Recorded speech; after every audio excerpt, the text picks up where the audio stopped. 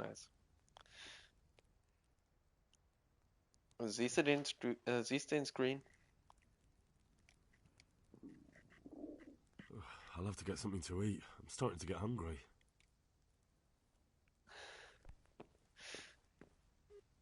Du siehst das Ganze hier?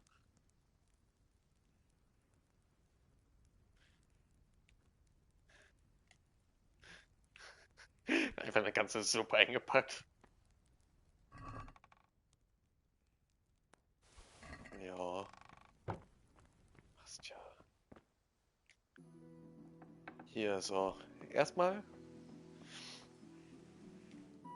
esse ich.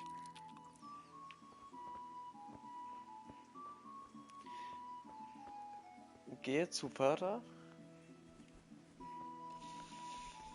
Hier, das ist das Sprinten mit Kreis und die Kamera ist dann mit L3. Ne, aber hier ist Vater.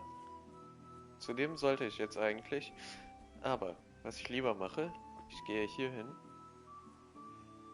Da hinten sind Guards. Was ich mache, ich knocke den aus. Ja, ich hab's gesehen. Ich nehme jetzt einfach mal seinen Körper mit. Und drop ihn hier. In seinem Inventar ist leider nicht wirklich was, aber schön umbringen. In seinem Inventar ist nichts, was mich wirklich interessiert, bis auf die Groschen.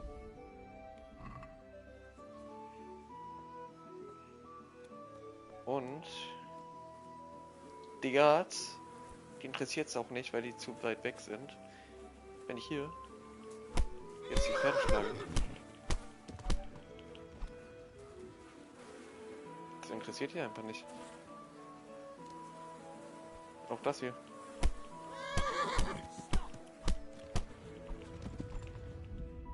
Da war ein Guard. Den habe ich nicht gesehen. Wo auch immer er war.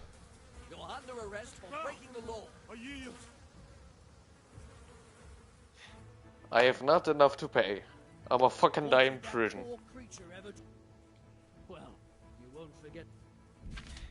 Ja. That much? I don't have enough on. You don't pay.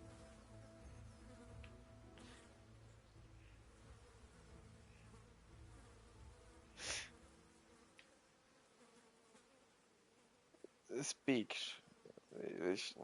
Ich habe nicht genug. Ich habe einen Speech. Jail it is then. Jail it is then. You love it there. It's all set.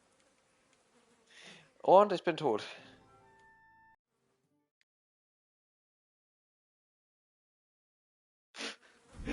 Ja! Der schnellste Tod.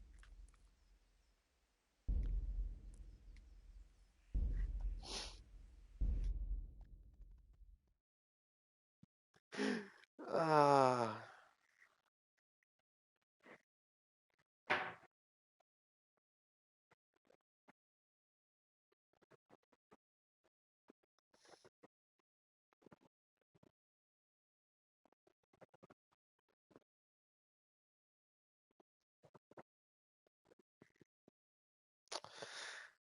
Ah. Ja, gut. Die Ladezeiten sind halt Jahrhunderte.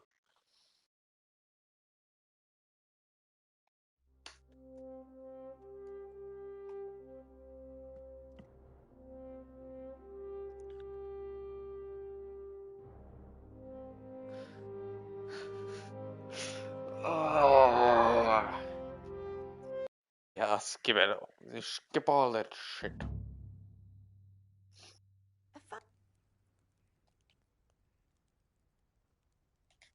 I was sweating in the forge all day yesterday. Ich gehe zweimal auf Strength.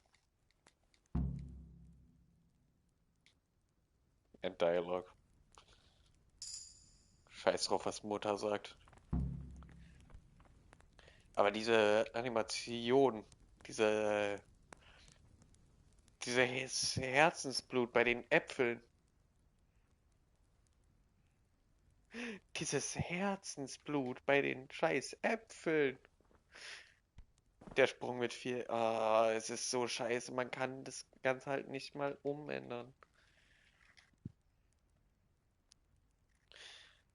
Haha, ja.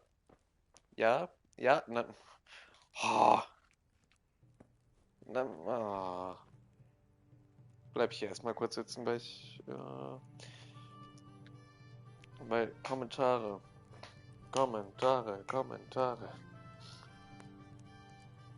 Sound auf dem PC noch an, nicht gut.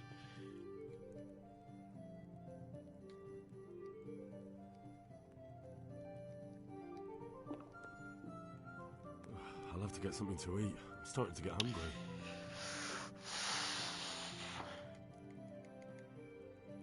Ich hätte den Stream vielleicht noch Deutsch nennen sollen. Aber, naja.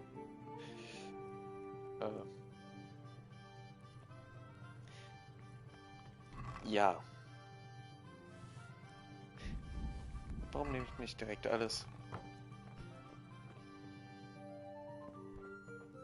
Hallo, Schatten von Mutter. Eat from pot.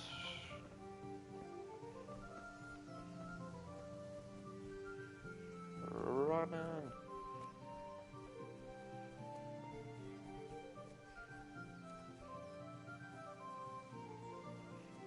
Die Frage ist halt, von wo kam der Guard?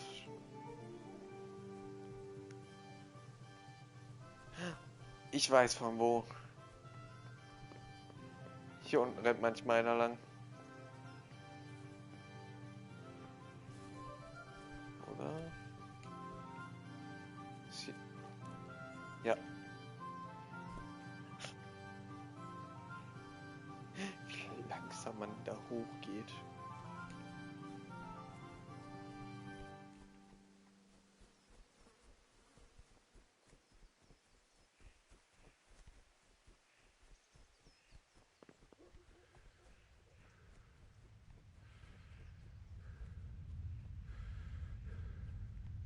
Schade, ich kann nicht mit der Tür hier entlang gehen. Wo ich nicht aber kann, ist hier hoch zu den Guards.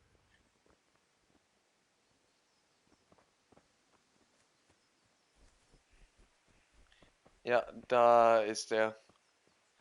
Da ist der Typ, der mich gerade erwischt hat. God save you, Henry. God save you, Henry. I'm about to do what's called a pro gamer move.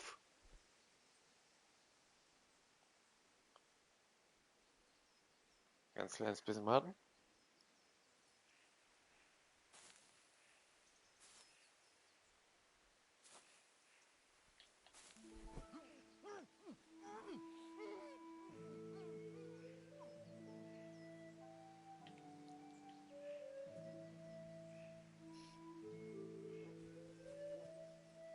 Ey, der kommt direkt wieder. Ich muss hier weg.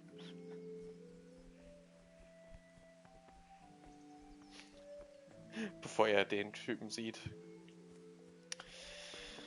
Ah. Hoffentlich sieht er ihn nicht. Wenn doch, bin ich gearscht.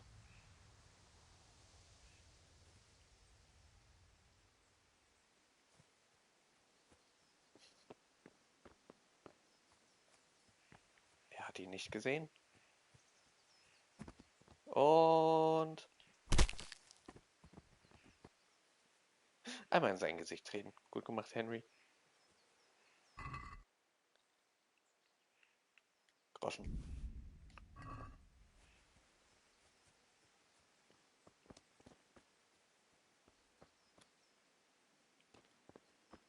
Dann kurz einmal da schauen. Pferdeschlangen.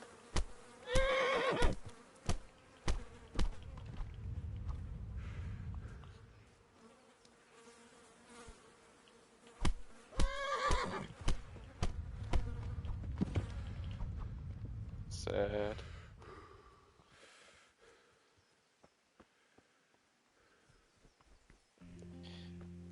Tad Badge.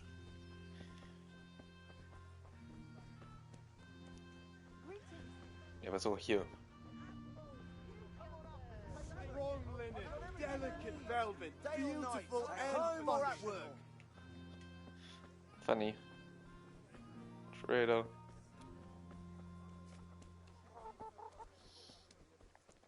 Dann renne ich mal wieder zurück. Yay, hey, hey, hey, hey.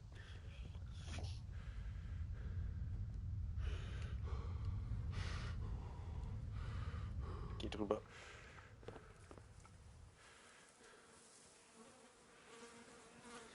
Erstmal ist ja nichts, aber dann gehe ich ein paar Schritte hier hin. Vielleicht ist da eine Kuh. Und da hinten ist die zweite Kuh. Ja.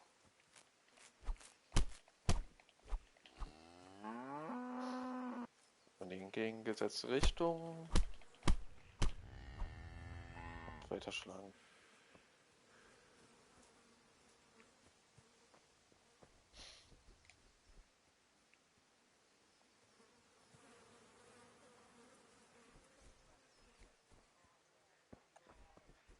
Da vorne ist eine, die mich gleich wahrscheinlich, wenn sie mich sehen würde, melden würde. Das will ich aber nicht. Weshalb ich die gleich auch hier ausnocke und wahrscheinlich auch direkt umbringe. Direkt so Minus-Karma. Oh Gott. Kingdom Come Deliverance. Aber mit Fallout-Karma. Mit dem Fallout-Karma-System.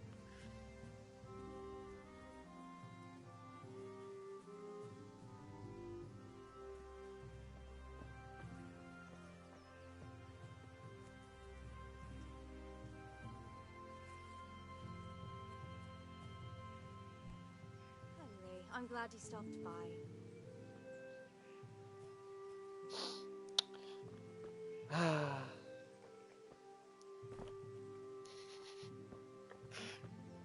Dieser Sprung.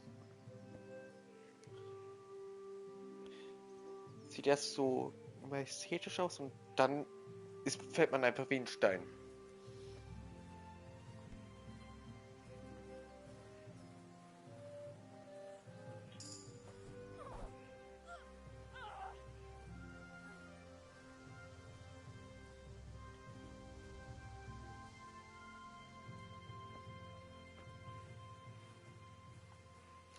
Gehe ich doch direkt mal wieder hier hin.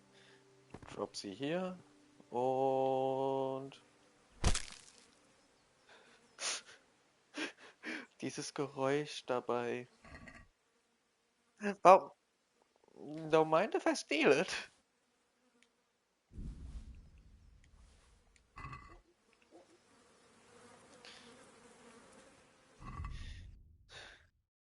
Warum hatte sie eine Axt?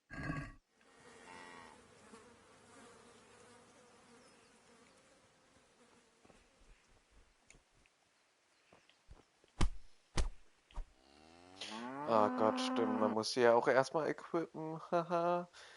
Die Controls sind ganz komisch.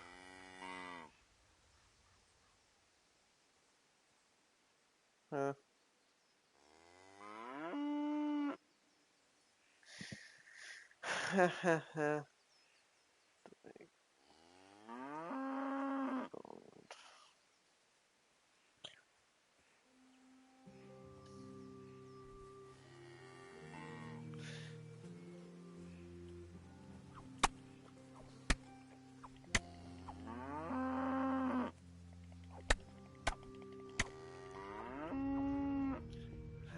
Einfach mit einer Axt ein bisschen stechen.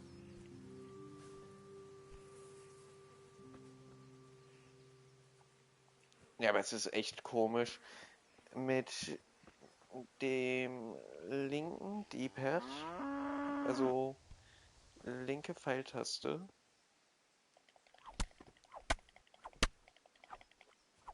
mit der equipst du die Waffe.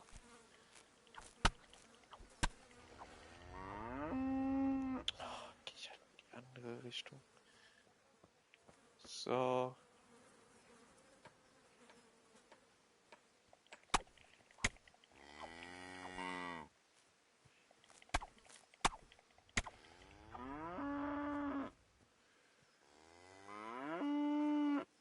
Ah, schade, die ist nicht getrappt.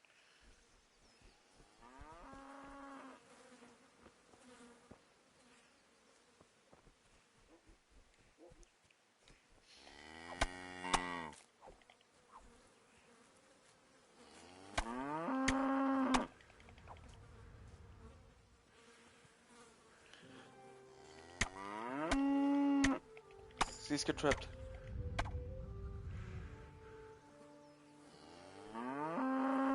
Tue ich doch direkt mal die Axt weg. Und schlag direkt mal an mit unarmed. Du hast halt echt Glück, wenn eine Kuh da so getrappt ist.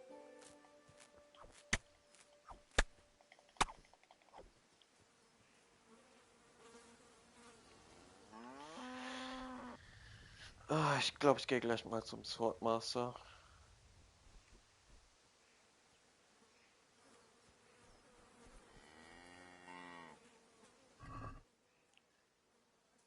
Da, hier. Das Beef, was ich jetzt da genommen habe, zählt als gestohlen. Und die ganzen Shops würden das nicht annehmen. Aber wenn ich das hier lasse, sollte ganz theoretisch, aber wirklich nur ganz theoretisch, das Fleisch nicht mehr als gestohlen denken. Gestohlen denken, genau. Gestohlen zählen. Mal so ein bisschen hin und her.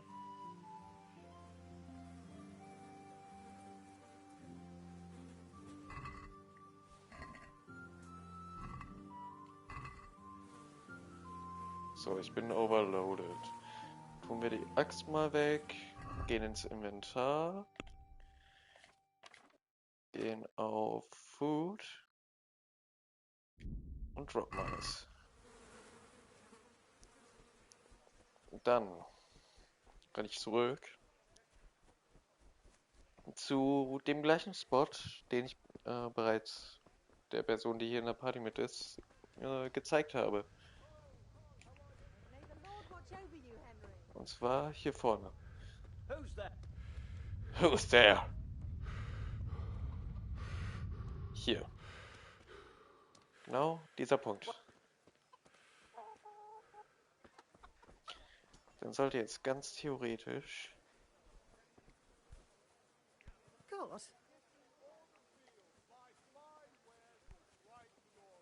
Danke, NPC, der das...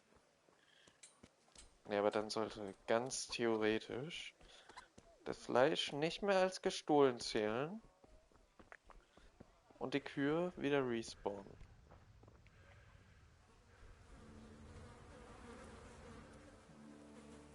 Das Fleisch liegt hier. Ich schaue es mir direkt mal an.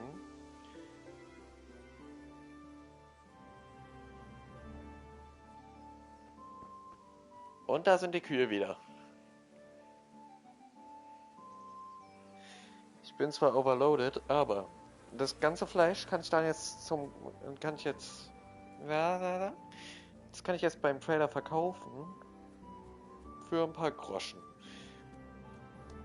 Ich level, farm damit, bis er arm ist und bring dann alle hier um.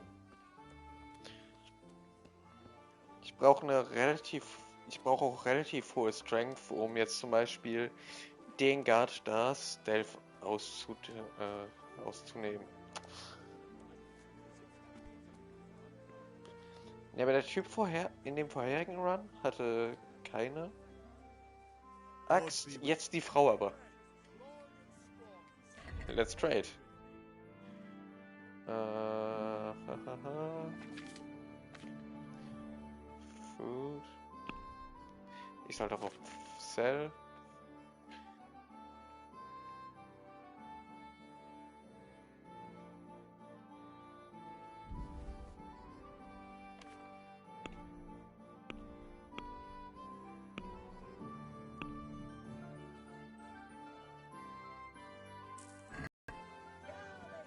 Habe ich jetzt einfach mal direkt verkauft, statt zu haggeln.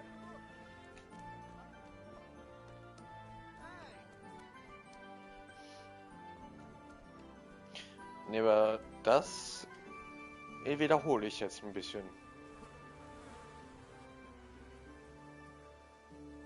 Ein ganz kleines bisschen, aber auch nur, ja, ja.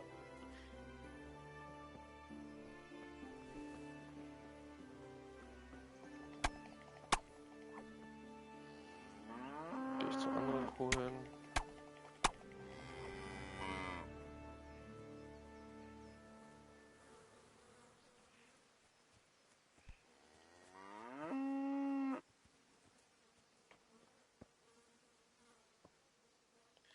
Die eine sollte jedenfalls jetzt beruhigt sein, die andere ist auch wieder beruhigt. Hallo? Okay, schlage ich die andere halt nicht.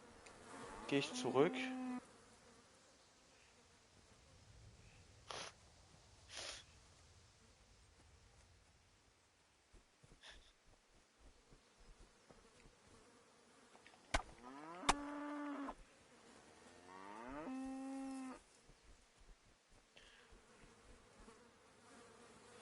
Stamina regenerieren.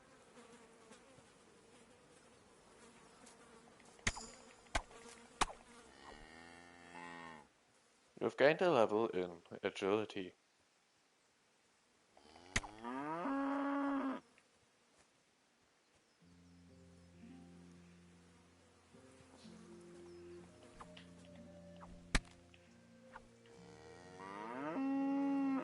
Ja, aber wenn ich die eine schlage, sollte die andere eigentlich zurückkommen. Und das Ganze halt immer wiederholen. So, ich habe die geschlagen, dann sollte die zurückkommen.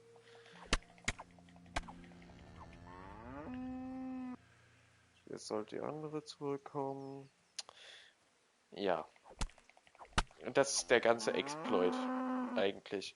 Du farmst dir Strength, damit du einfach viel mehr machen kannst.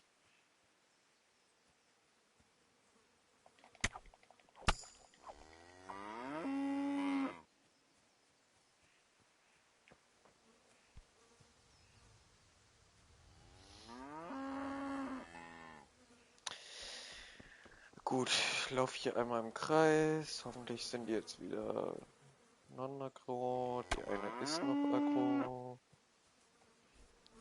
Lauf hier hin. Und dann sollten beide zurückkommen. Genau.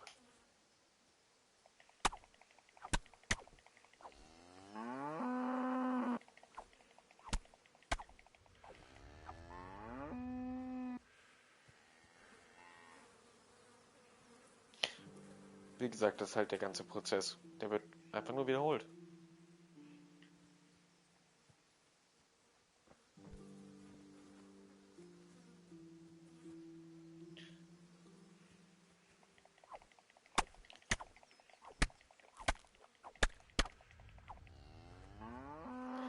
Es ist halt so eine Frage der Entschlossenheit.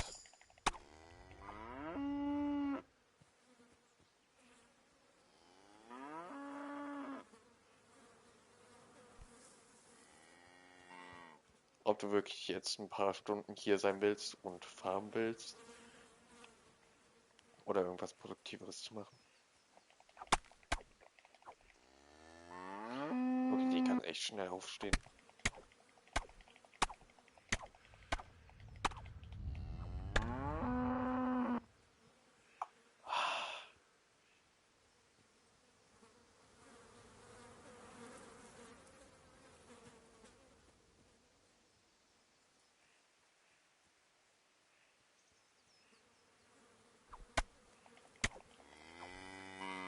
Nein, du läufst jetzt nicht gegen die.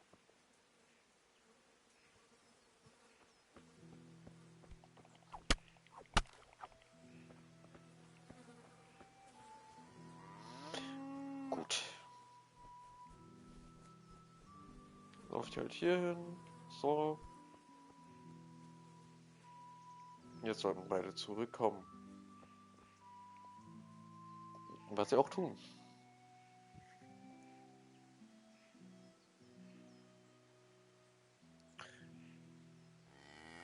Lustig, ne?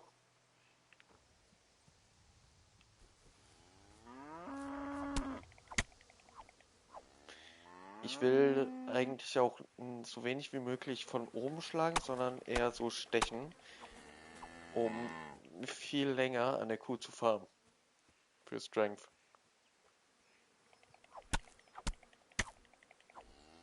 Stechen macht natürlich weniger Damage, als wenn du jetzt von oben schlägst mit einer Axt.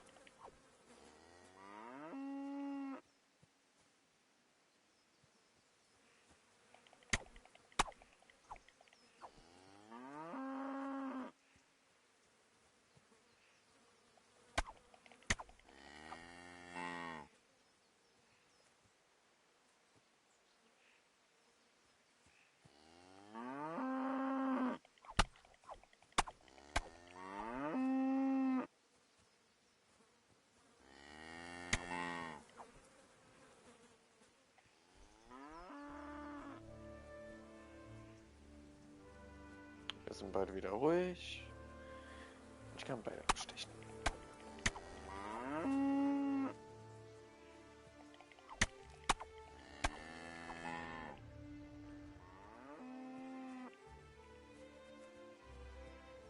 Nein, nein, nein, nein, die in die andere Richtung.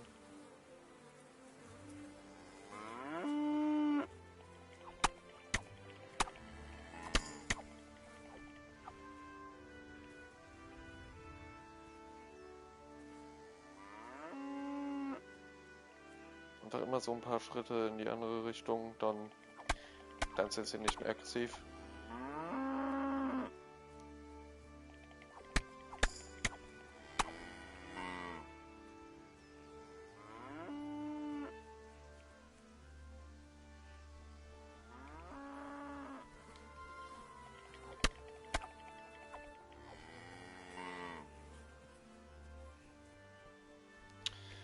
Funny. Content.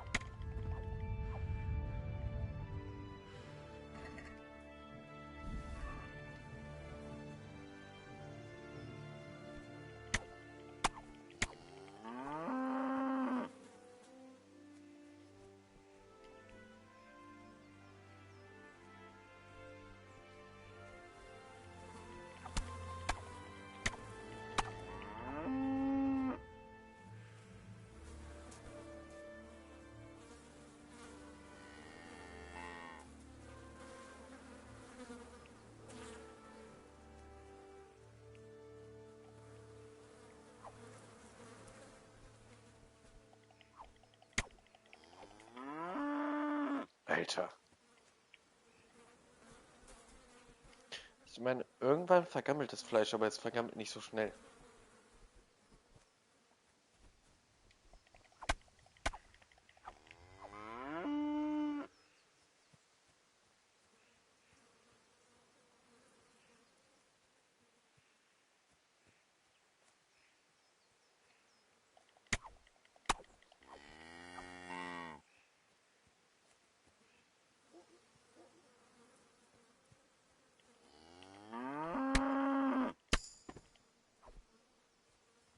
Ich wollte jetzt gerade einfach nur, dass die andere auch stirbt.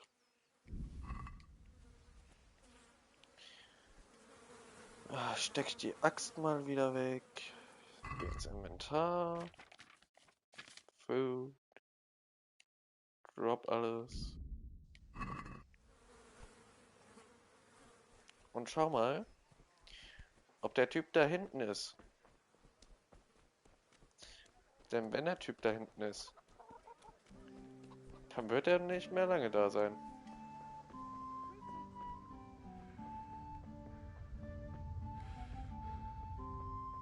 Ah, er ist nicht hier.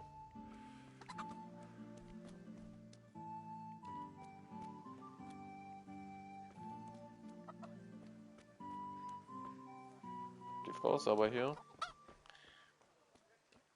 Aber die Frau ist erstens hier reingegangen. Und ich weiß nicht, ob ich hier rein darf. Weshalb ich es mal lasse, denn sonst werden die Guards gerufen. Und der Mann ist leider. Warum kann der Mann nicht einfach da sein, wenn ich da bin?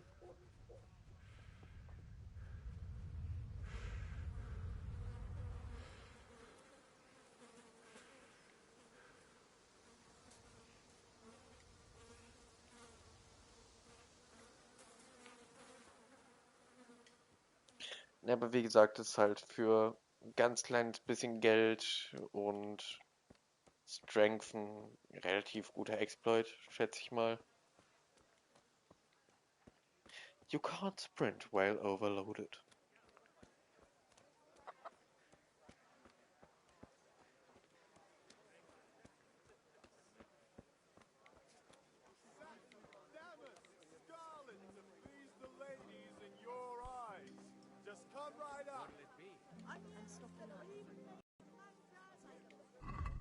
Let's trade.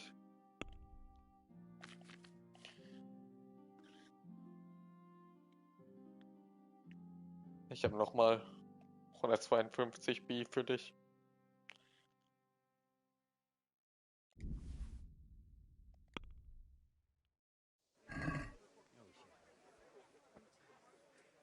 I'd like to discuss the price. Aye? Aye.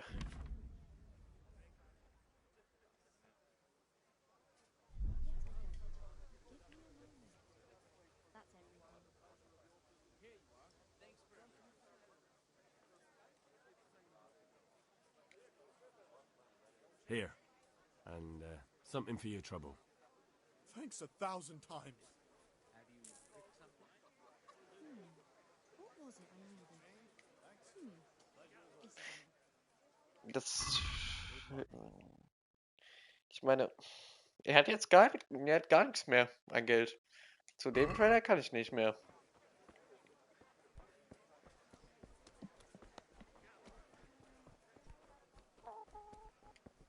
Und ich muss Strength noch ein bisschen leveln. Auch wenn es auf 5 ist. Es ist noch zu wenig, um manche der Guards auszuschalten. Ich meine, irgendein Guard, der irgendwo ist, hat auch einen Halfbird. Hey, Pit. Have you recovered from yesterday's great wound? That was nothing. Einfach den Dialog überspringen. Alright. Ja, ich weiß schon, wo das ist. Ich will nicht mit dir reden. Ich renn schon mal vor. Ah, der rennt nicht. Umporten tut er sich wahrscheinlich auch nicht. Ist aber irgendwie langsamer, ne?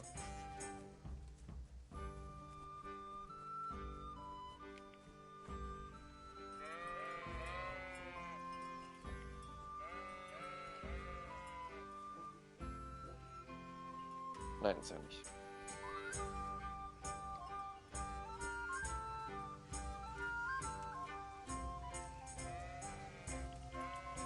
Ich will ihn schlagen. Den kannst du zum Beispiel nicht umbringen und die ganzen Leute in der Taverne nicht. Aber alle anderen. Auch wenn sie für eine Quest sind. Stimmt, Mutter und Vater auch nicht. Also nicht ganz alle, aber...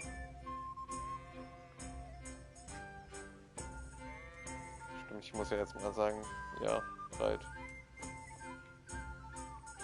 So, can we get... We can. We can. Good. And since...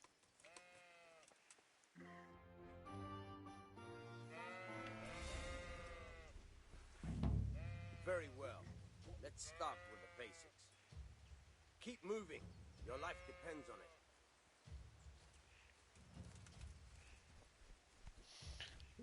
Ich trainiere jetzt hier erstmal ein bisschen.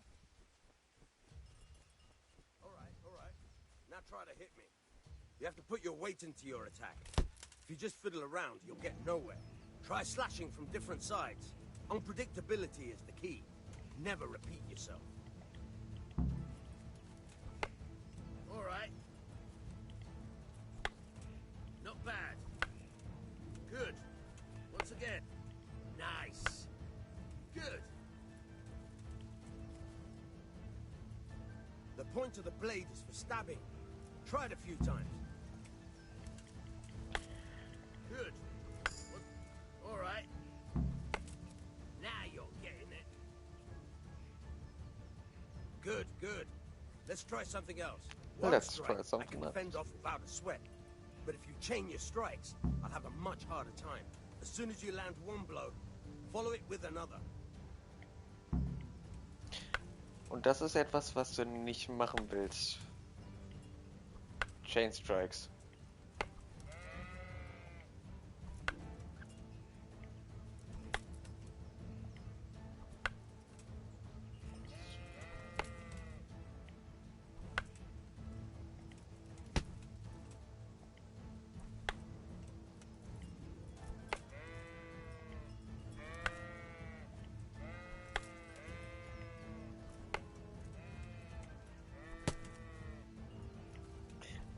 Habe ich ihm gerade gegen die Kehle?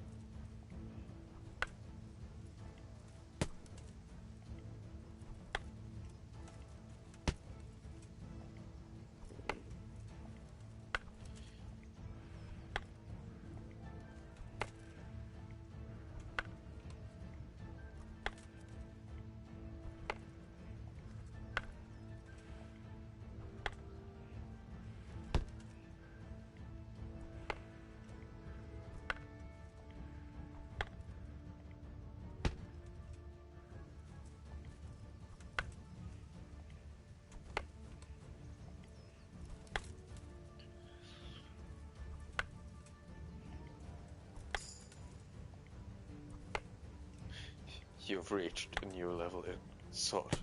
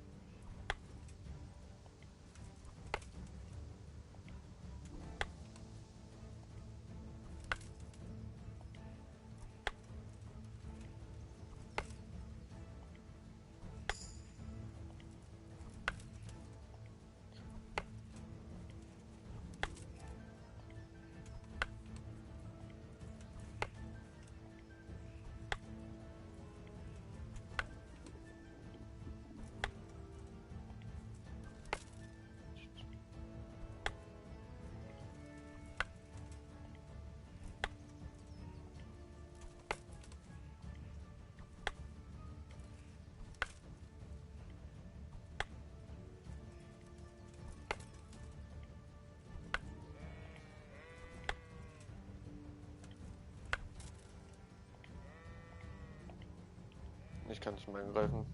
Ja, ist vorbei. All right. That's enough. I don't know about you, but I'm tired. Schauen wir uns mal mein Level an. Level 6 in Strength.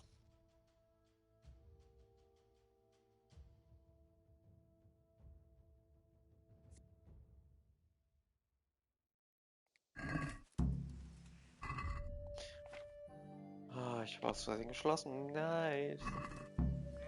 Hä?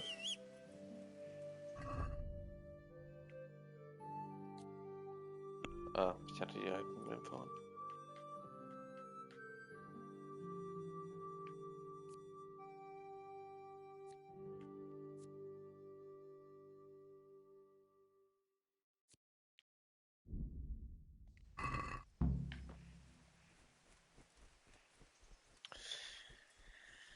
Ne, aber das ist zwar ein langer Weg zu leveln, jedoch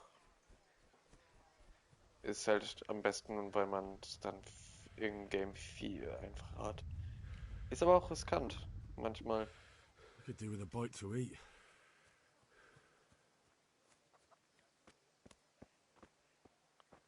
Der würde von dem gerade gesehen werden. Sieht doch. Ah, der gerade würde gesehen werden wahrscheinlich.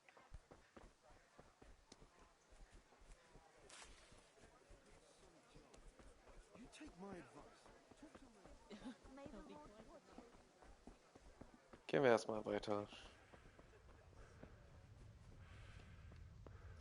Der ist das mit der Halfbird. Oder? Das ist doch eine Halfbird. Ja. Ja. Auf jeden Fall ist hier gerade ein NPC lang gegangen, ohne die Leiche gefunden zu haben.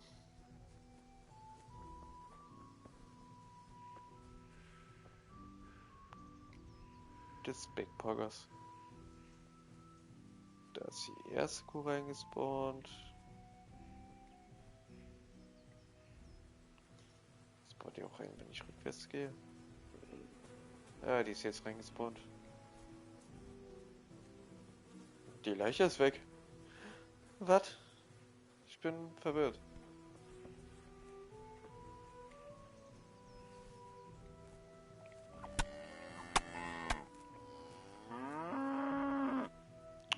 Ich gehe ja schon in die andere Richtung.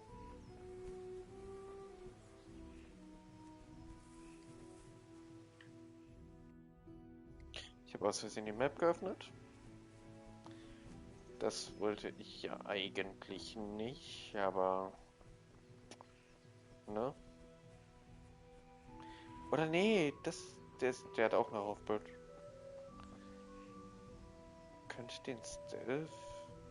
Nö, könnte ich nicht. Warum stehst du? Warum steht der da so scheiße? So, dass ich ihn nicht Stealth ausnehmen könnte.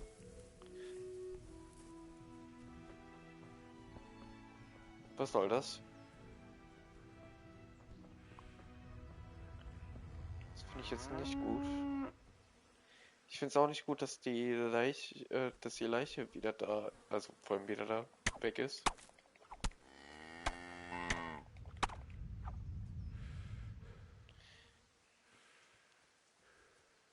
Denn ich denke zwar nicht, dass die NPCs hier neu spawnen können, aber man weiß ja nie.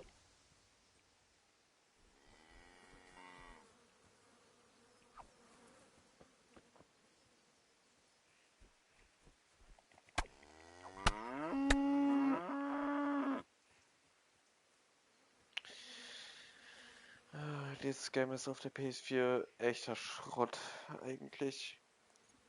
Ich meine, Sprinten mit Kreis. Während man dann mit L3 steuert.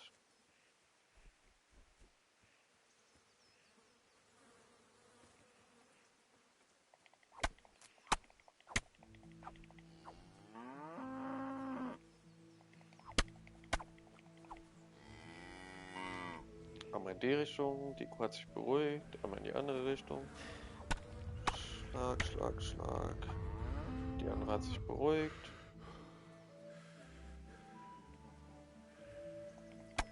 Stech, Stech, Stech. Die rennt in die falsche Richtung, also muss ich in die Richtung rennen, damit sie sich beruhigt.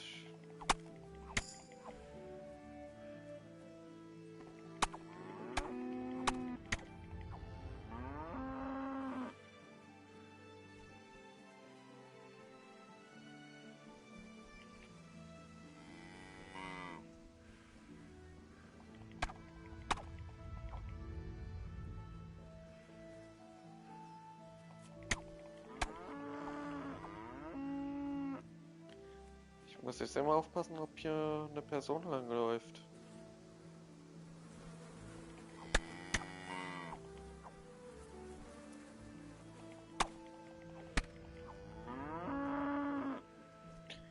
Einmal in die Richtung, die Kuh hat sich beruhigt, einmal in die andere Richtung, die Kuh hat sich beruhigt.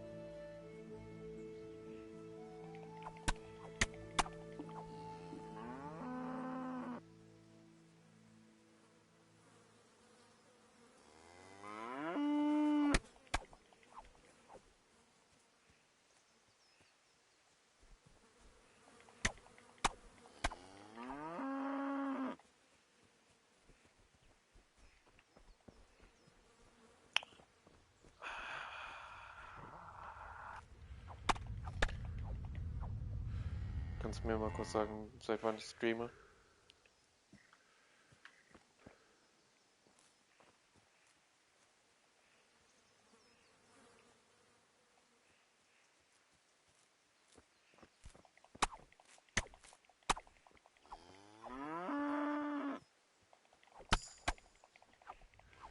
Ja, geht.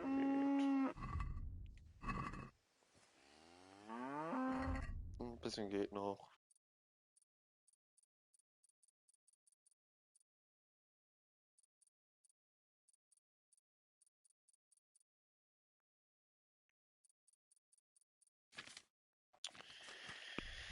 Ah, Level.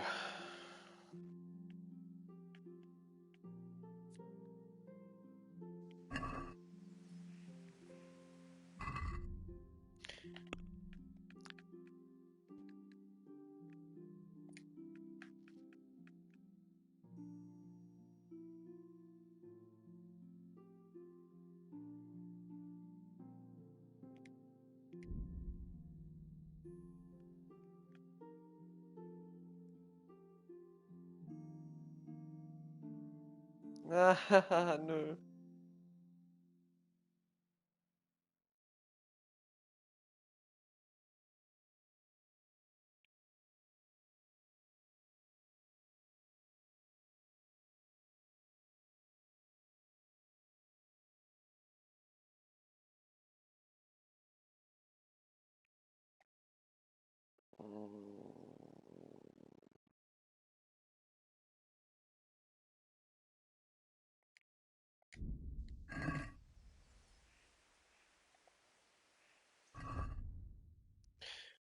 Esse ich doch direkt was.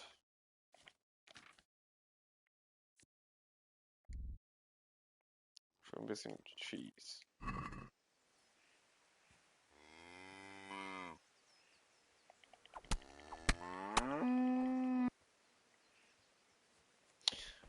Funny, exploit, hahaha.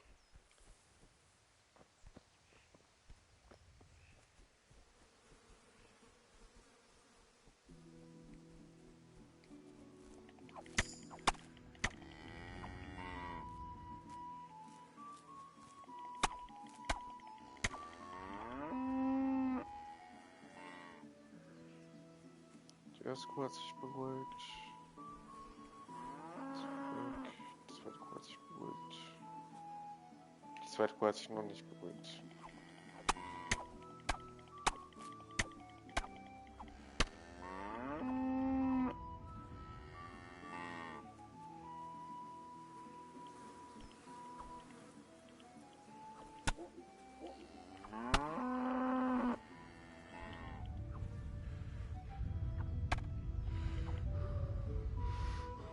Was sieht eigentlich mehr Stamina?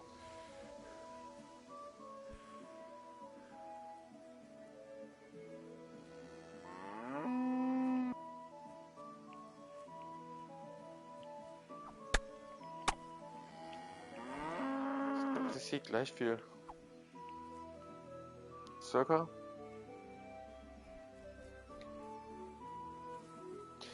Das ist das, was ich meine. Ich muss aufpassen wegen den NPCs.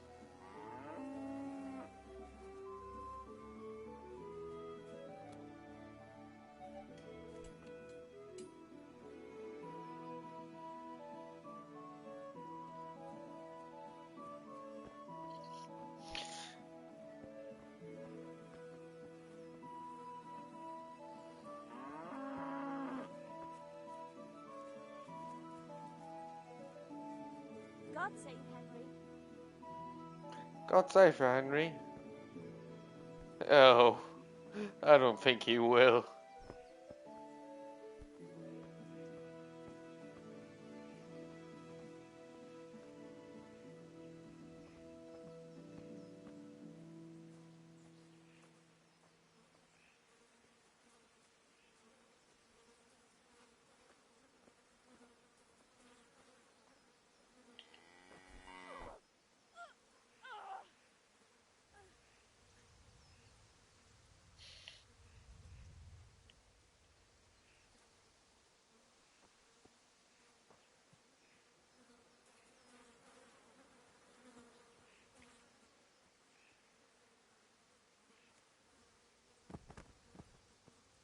Und...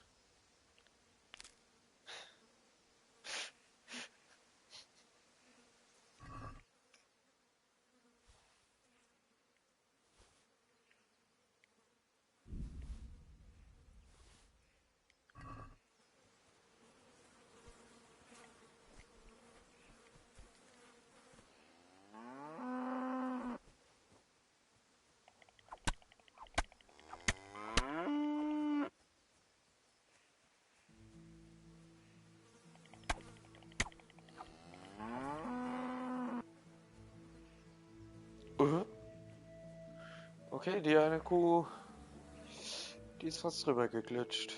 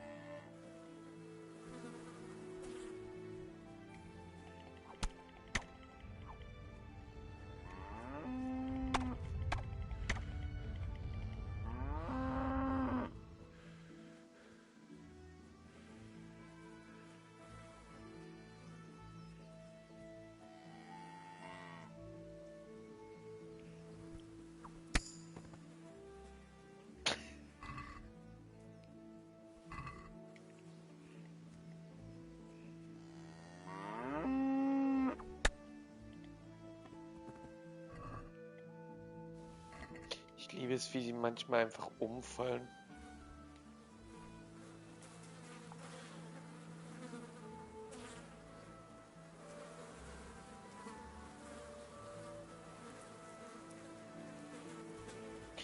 Einfach noch ein bisschen gern.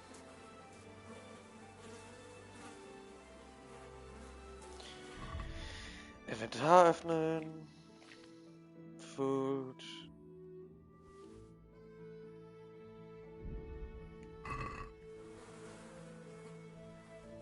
Ich droppe einfach mal alles. Rennen da wieder hin.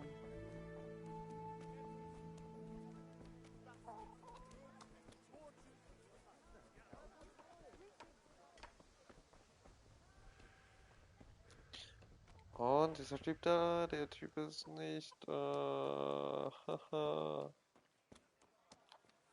Und zurück. What? Die Frau ist da, aber nicht der Typ. Aber ich will, dass der Typ da ist, damit ich den umbringen kann.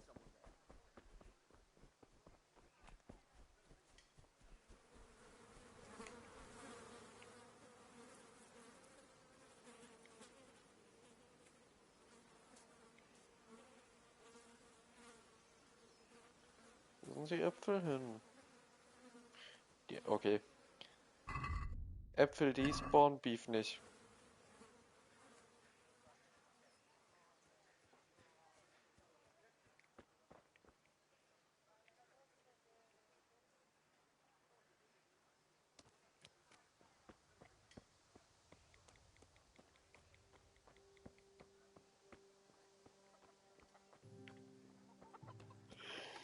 Good day.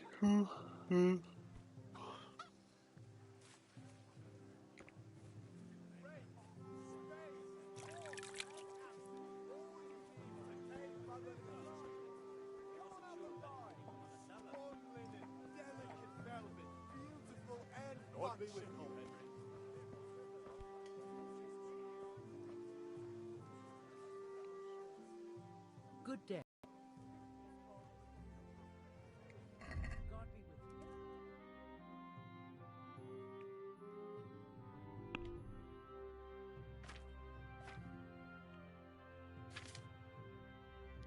Food.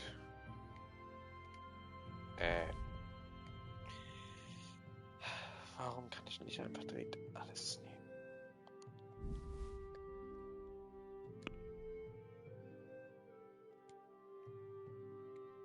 Nicht remove. There you go. Let's talk about the price. Naturally. Fabric, brocade, satin. You'll find it all here.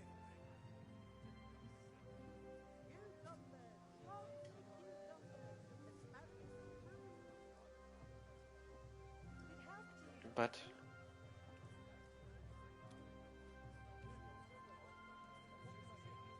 Here, das ist ein a little Maximum. something on top for a good measure.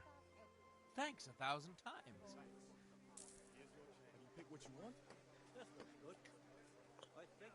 Als ob der nur so wenig hat. Good luck then.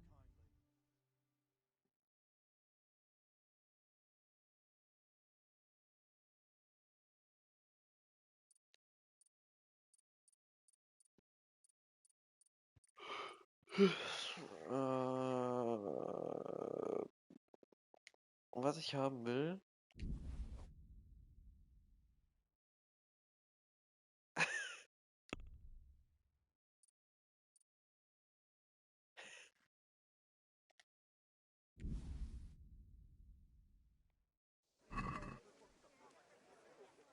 Let's have a word about the price. Aye.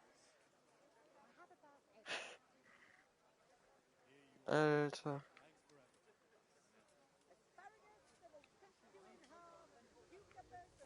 Lace, linen, and silk. Come right up and I'm take finished. some home. This is going. Sad.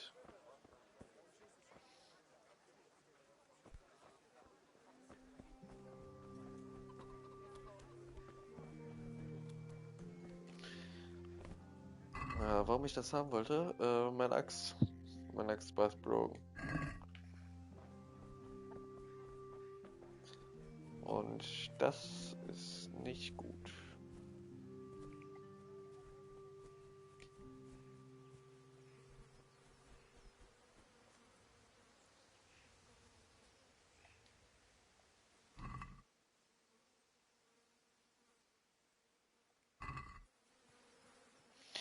Ich fühle mich jetzt schlecht, weil Beggar. Die hatte Beggar-Sachen an.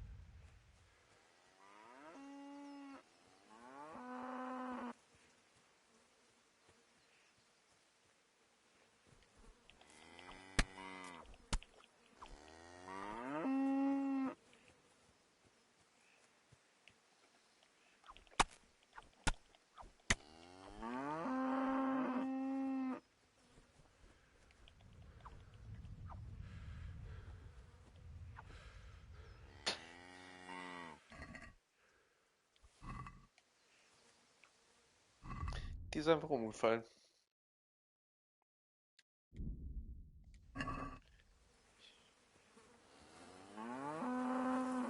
Ich weiß auch nicht, wieso die umgefallen ist.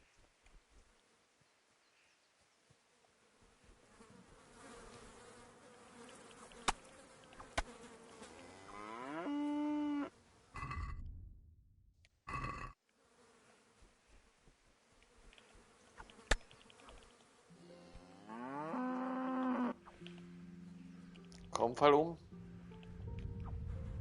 Fall um, du Scheißviech.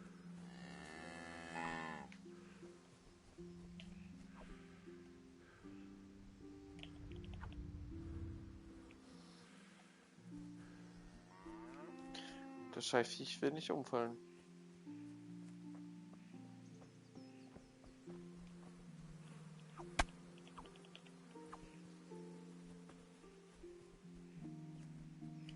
Oh, nee, da schlage ich dich nicht. Da ist gleich ein Guard.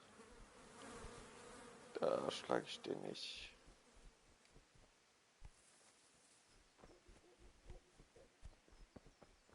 Hat der Guard sich eigentlich umpositioniert? Nein, hat er natürlich nicht.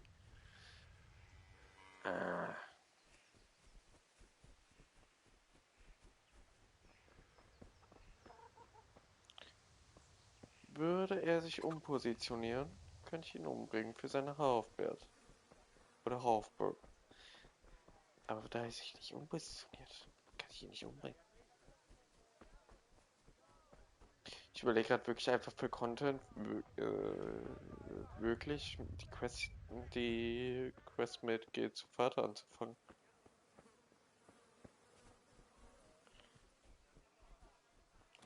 Na.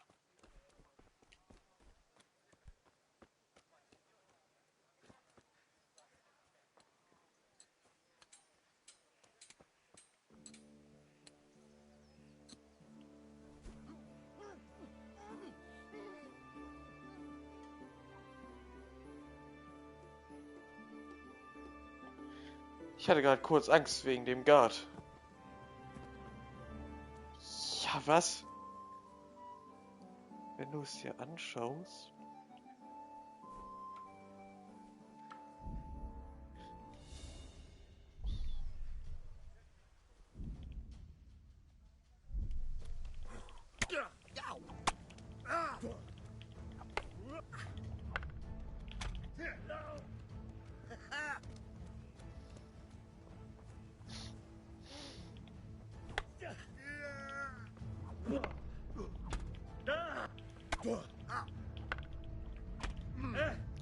Was ist das aber auch für eine Scheiße?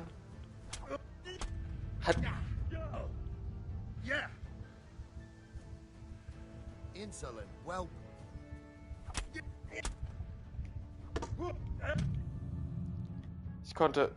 Ich konnte LX nicht drücken.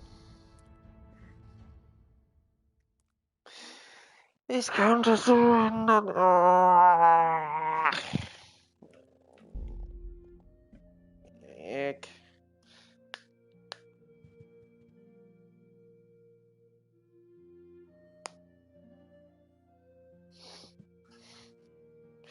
Was der Vater sich wohl denkt, wenn er plötzlich hört von irgendeinem so random Guard, ja, hab deinen Sohn umgebracht, ich hab Henry umgebracht. Dein Henry. Der hat ein paar Leute umgebracht. Ein paar gute Leute.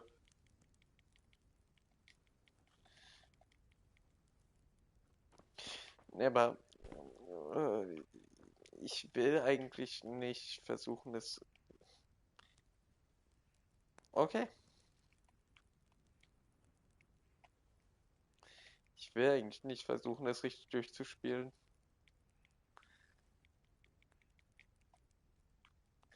Ja. Nimmst du den Apfel? Danke.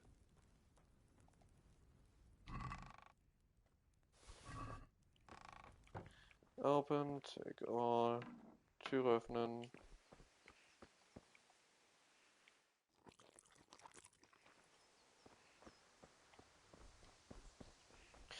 Was ich erstmal mache, unten zu dem Typen hin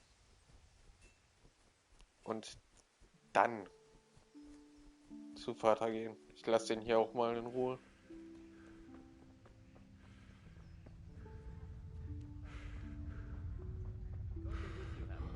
How goes Trey? Well.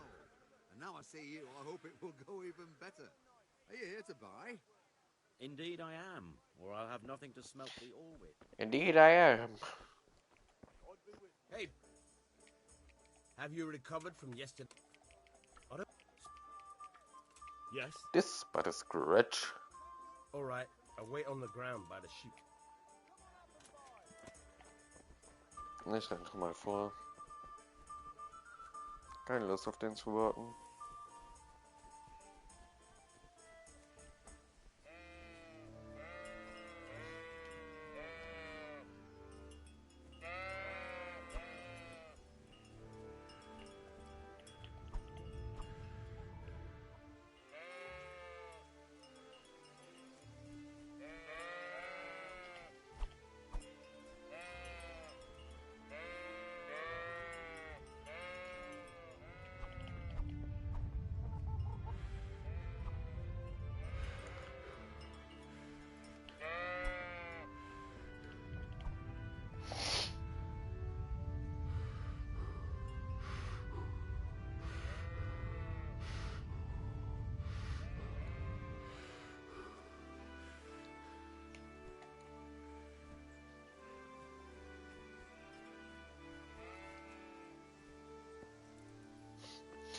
Einfach in einem Ruck drüber. So, we can. Vegan. Machen wir es mal wie richtige Menschen. Ekelhaft. Very well. Let's start with the basics. Keep moving. Your life depends on it.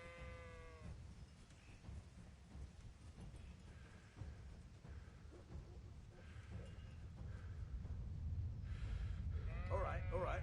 Now try to hit me. You have to put your weight into your attack. If you just fiddle around, you'll get nowhere. Try slashing from different sides. Unpredictability is the key. Never repeat yourself. Good. Once again. Good. Very good. Now you're getting. Not bad. The point of the blade is for stabbing. Try it a few times. Good. Not bad. Now you're getting it. Good. Let's try something else. One strike I can fend off without a sweat. But if you chain your strikes, I'll have a much harder time. As soon as you land one blow, follow it with another.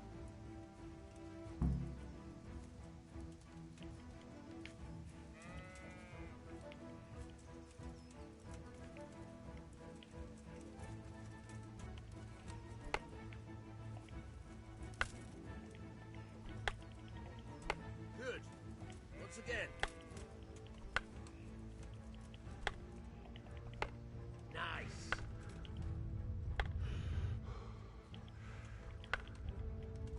Not bad. Again.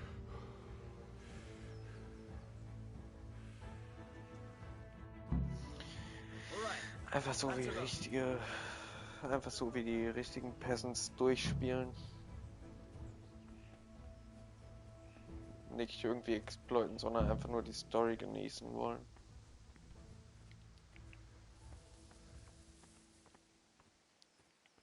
Kann ich nicht über. Ich kann nicht über diesen scheiß Stein.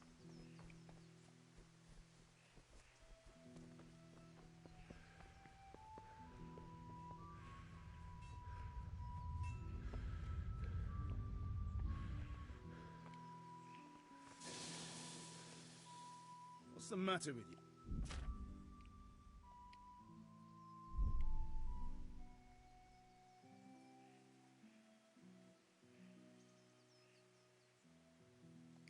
Sorry, Father. How, my boy? Anyway, With what?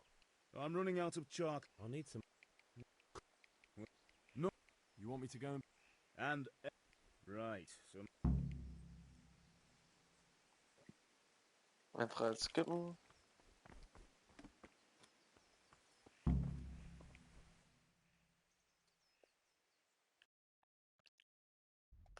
Schauen wir uns mal die Map an.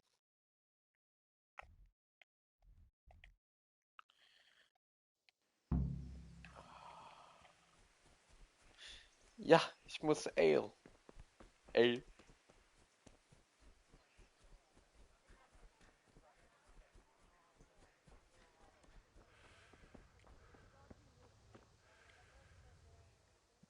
God be with you. Take care.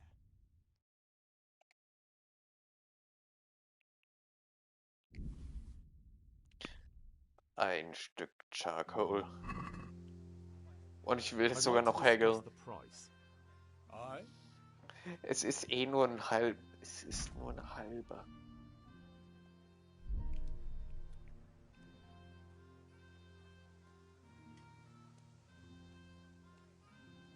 This is a wait. Warte mal, hat Vater mir denn kein...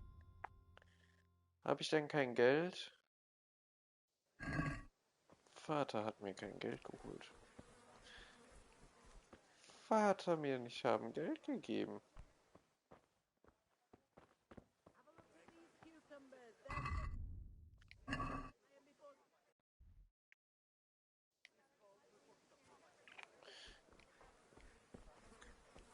Ich glaube, ich hätte doch lieber auf die Konversation hören sollen. Ah, faggot.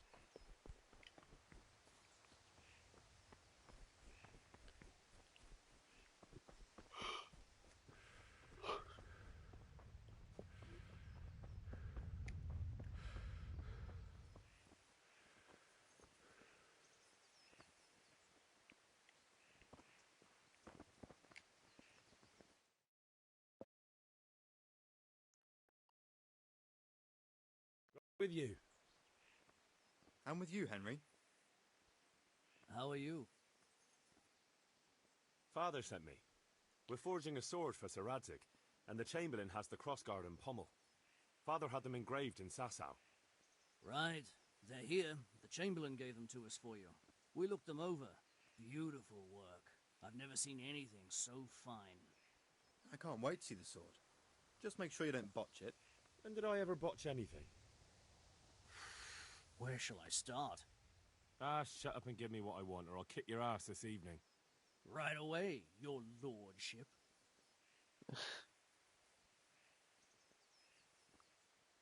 Magnificent.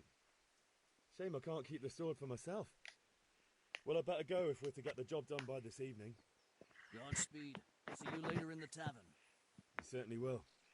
After today's work, the ale might even be on me.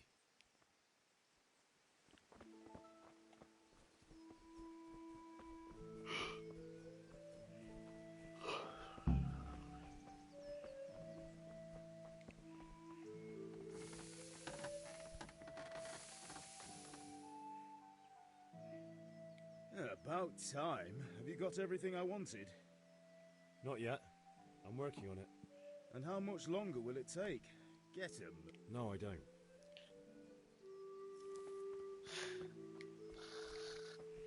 Ohne Geld komme ich halt nicht weit, ne?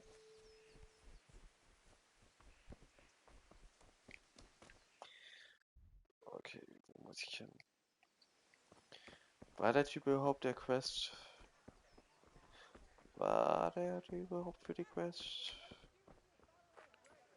Bist du's? Ja, du bist der Typ für die Quest.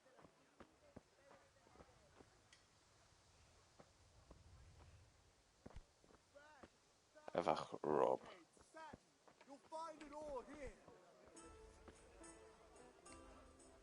Good health to you. Fancy throwing a few dice?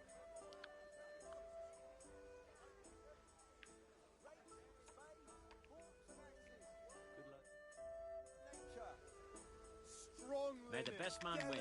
Beautiful and functional. You're off to a good start.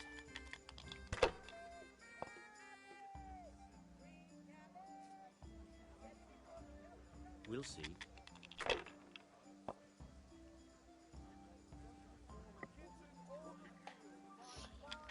Fucking bust.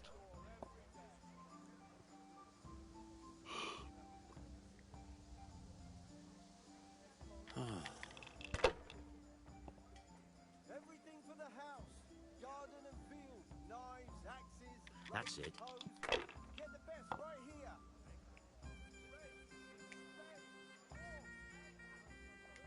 I'd like to... Direkt nochmal.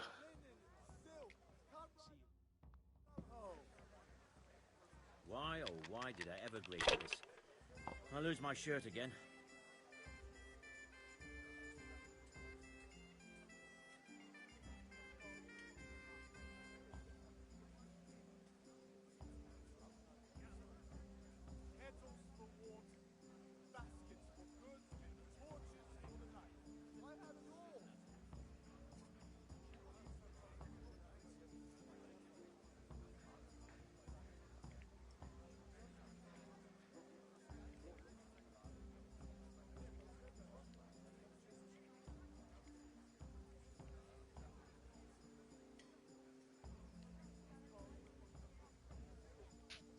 Ich verstehe definitiv, was ich hier machen muss.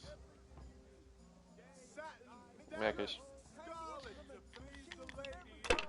Habe ich gerade auch bemerkt, als ich auf der 5 war.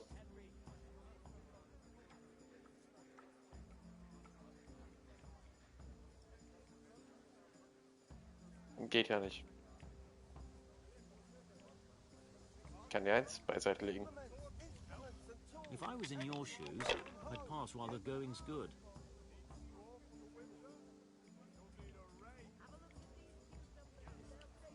Not afraid of anything, eh?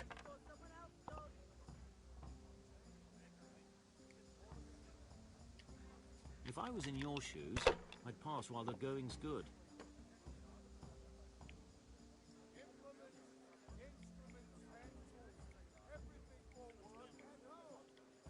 Use your head, man. You'll lose everything.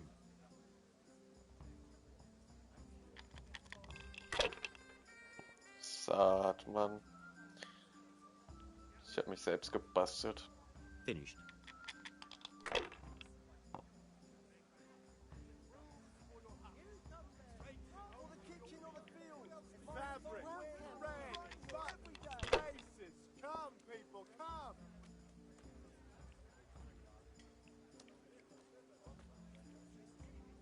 Kann ich die 6 nehmen? Nee, ich muss die 5 nehmen.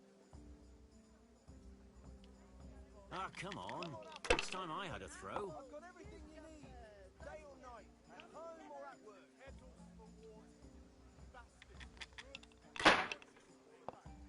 Score and pass, mate.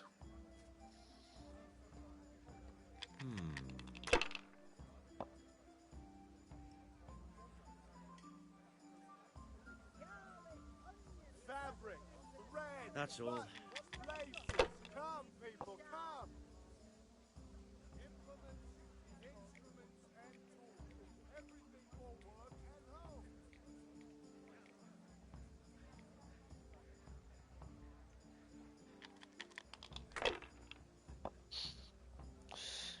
No harm. Now if we came after 3 ones...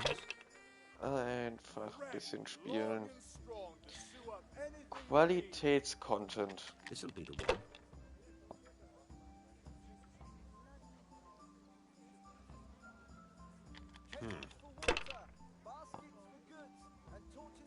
Damn!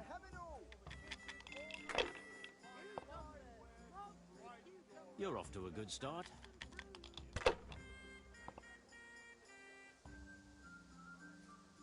Saat, Mann.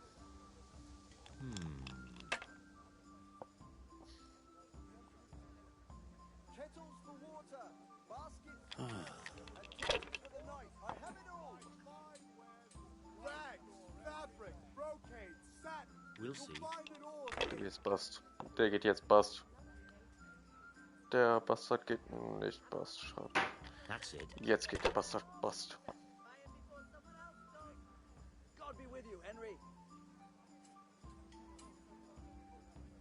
No point in pushing it.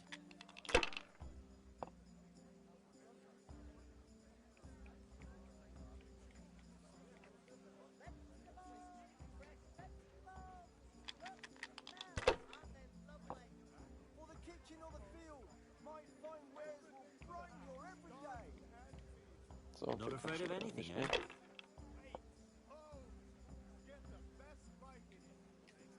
If I was in your shoes, I'd pass while the going's good. Not afraid of anything, eh?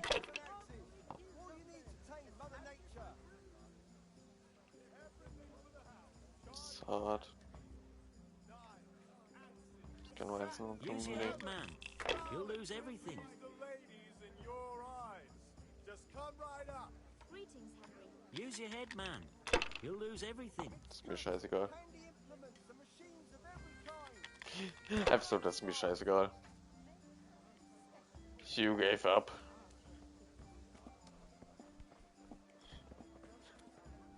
I gotta do what I gotta do.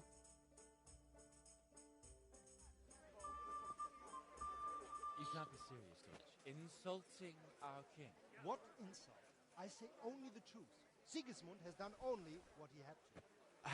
He had to abduct the king. He had to lure his cousin Prokop into a trap and imprison him. He had to invade with his army of Tatars and besiege Kuttenberg. Why not? What is this Wenceslas for a king? The empire is falling asunder in... Einfach kein Kontext. Einfach alles skippen. Oh well. Father can wait a while. My words exactly. I knew you wouldn't. Als ob du immer...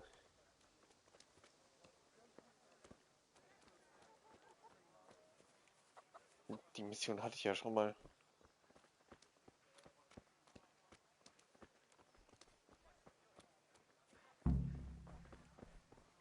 Good day, Henry.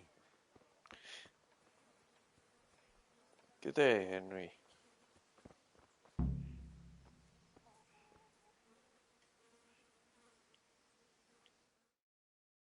Reden wir mit Matthias. So are we doing this or not? Wait. We have to check that the coast is clear. Why? Deutsch is in the tavern. But maybe you noticed after all these years that he has a wife and a son. And that's a problem? Aye, it is. Henry, you go lure her away somehow. Why me? Because you're the clever one. Yeah. Because you're the clever one, Mr. Dutch. What do you Deutsch's want, wife. Dad? I just went by the tavern and your husband was in there talking nonsense. I thought someone should take him home before he gets himself in trouble. What sort of nonsense? Well, he kept saying that Sigismund was right and King Wenceslas is a drunkard. That sort of thing. Some people took exception, so I thought... God almighty, the fool. Next thing he'll start on about the popes. He might have mentioned the popes too. Thank you for telling me. I just hope I can catch him before he gets into another fight.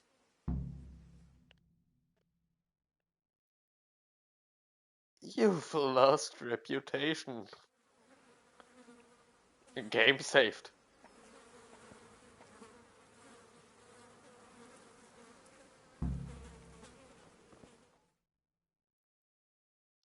Go and get revenge on Deutsch.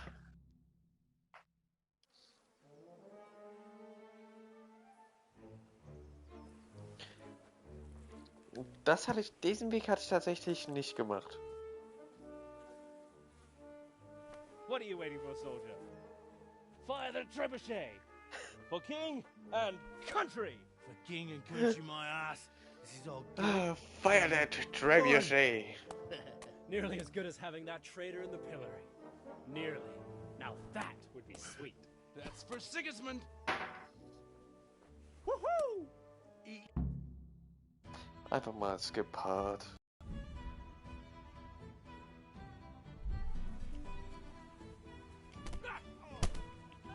Ha! Hunsford quit it.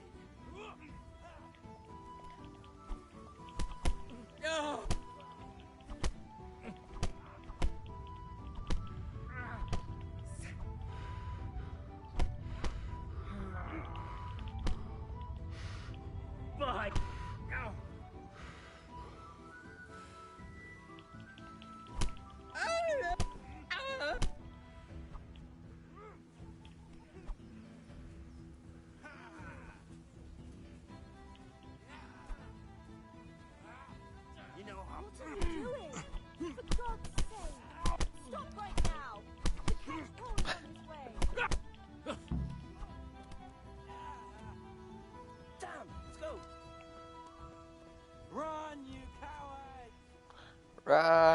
a coward.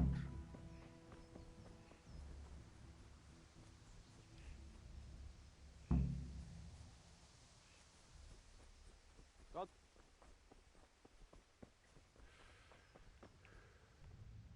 Hey. Hey! Ich könnte jetzt Fritz, ich könnte Fritz.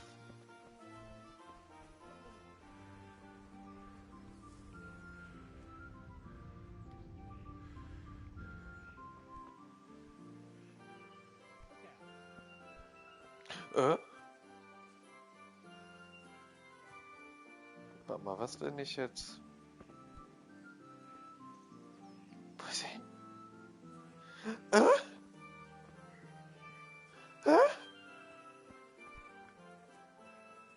What is this kind of black magic?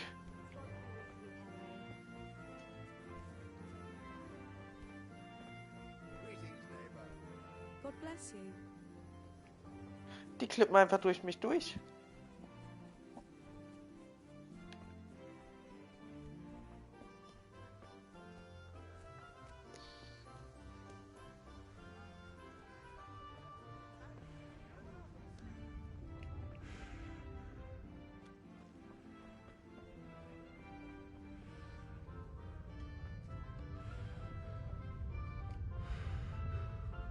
Das da ist doch Fritz. Der Jude Fritsch. Oder? Ja, ist er.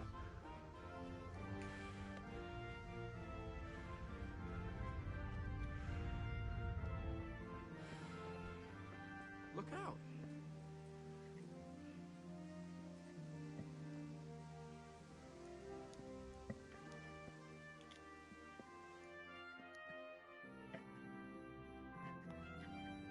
Diesen Weg bin ich tatsächlich noch nie gegangen.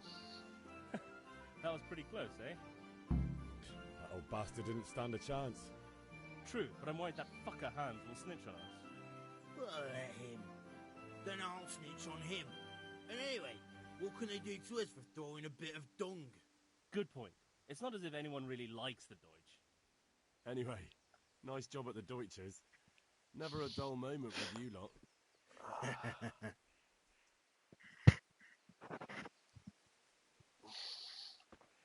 Hans, jetzt die Flammenwerfer.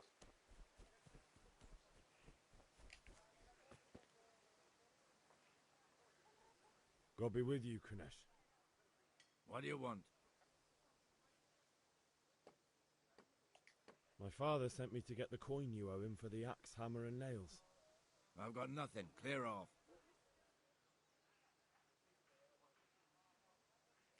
You know you owe father for a lot more than just the axe and hammer. If he went to the bailiff about it, you'd be in deep water. At least pay for the tools if you can't pay for everything. I told you I have no coin, you bastard. Get the hell out of here, or I'll use the axe on you.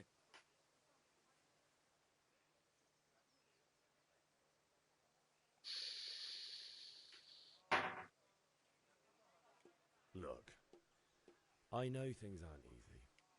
You son of a whore. How dare you speak to me like that? Didn't your thieving father teach you any manners? No? Bye.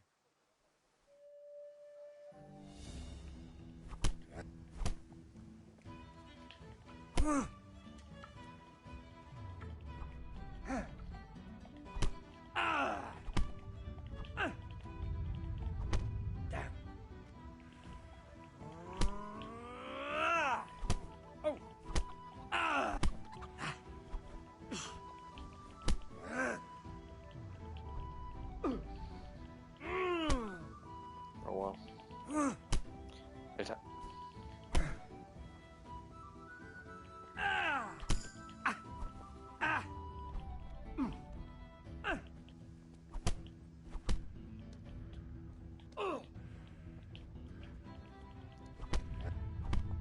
Okay, mehr.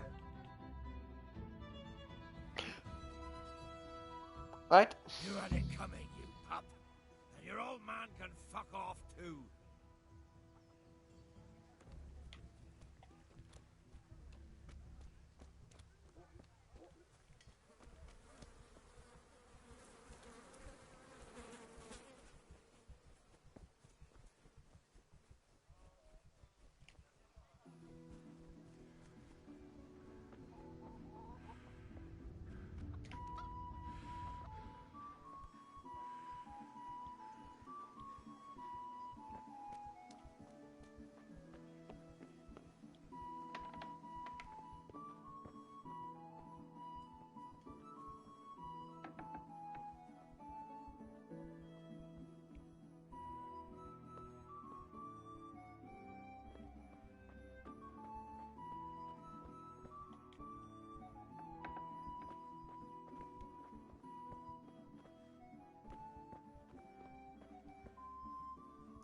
Die Groschen nehmen? Nee, kann ich nicht. A Clear locked off before chest. I have you thrown out. I'll need a lockpick to get into that.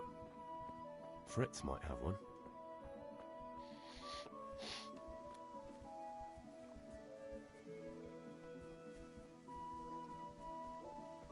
Ich gehe jetzt erstmal zu Mutter.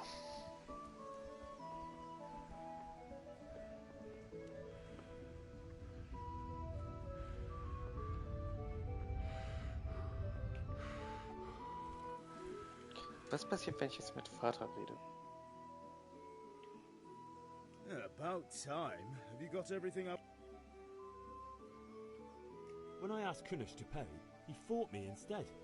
That bastard. You don't look too bad, though. Did you get the better of him? I'm fine, but he didn't give me the money. Ah, it doesn't matter. I'll sort him out this evening. I've no time for him now.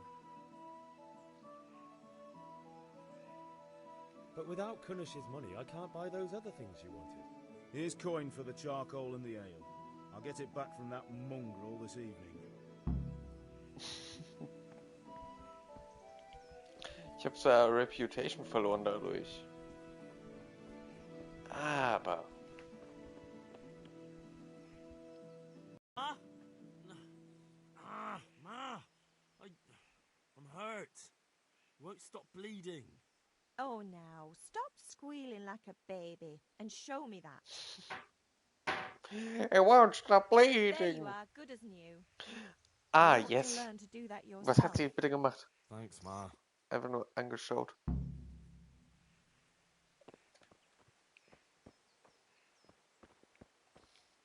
Dann esse ich. Darf ich essen? Ich darf nicht essen, schade.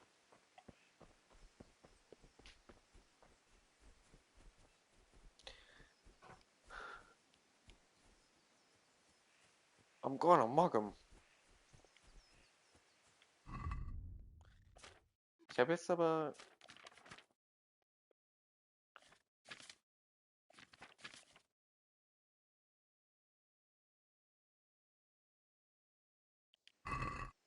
Ich habe die, ich kann sie aber nicht benutzen.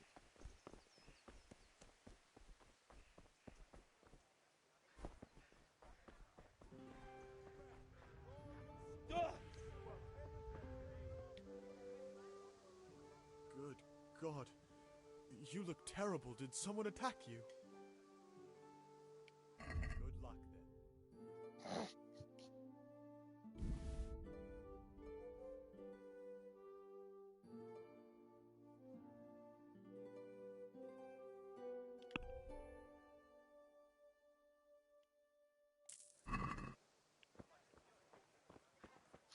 Ich brauche 10. Good luck then.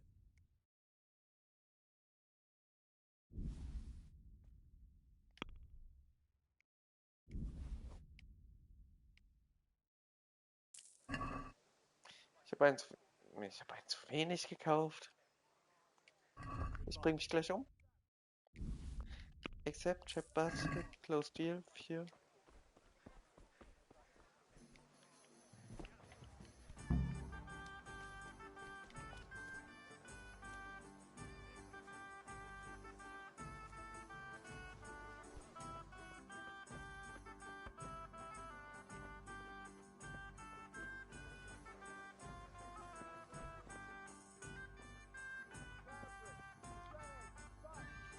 Henry, I'm glad you stopped by.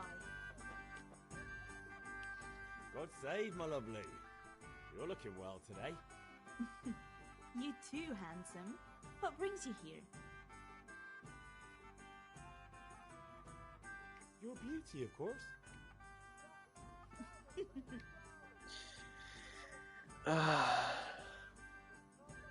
I need ale for father. A pitcher as usual? Aye. Bring me a cool one from the cellar. But of course.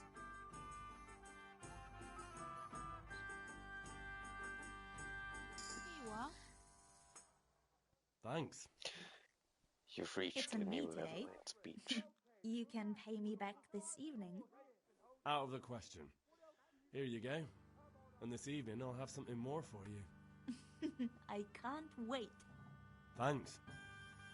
You'll have something to You look paid forward to with this evening. 0.2 groschen. You too. Oh, by the way, that shifty-looking fellow was asking after you. Vanya, I suppose. he promised it. What use would that... In Is that... You bet. Es tut mir leid, aber es dauert lange. Der Dialog dauert lange.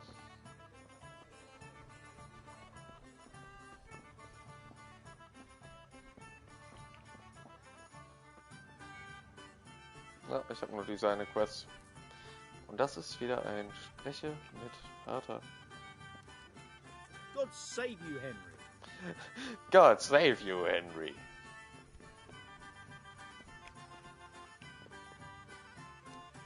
Ich würde den gerade am liebsten wieder in Stealth umbringen, aber na.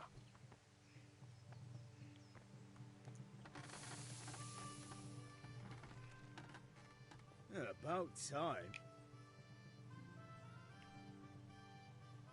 I have charcoal, the hilt, and the ale. We can start. Good job. Let's have it then, son. Well done. Right. Let's see what kind of job the master in Sasau did for us.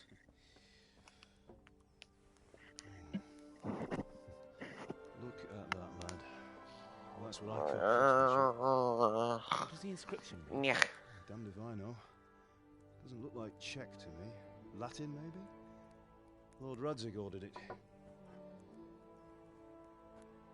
Oh, this will be the finest sword I've ever made. This will be Got the charcoal? finest sword I've ever made. Good. And fire up the forge. We'll put it all together.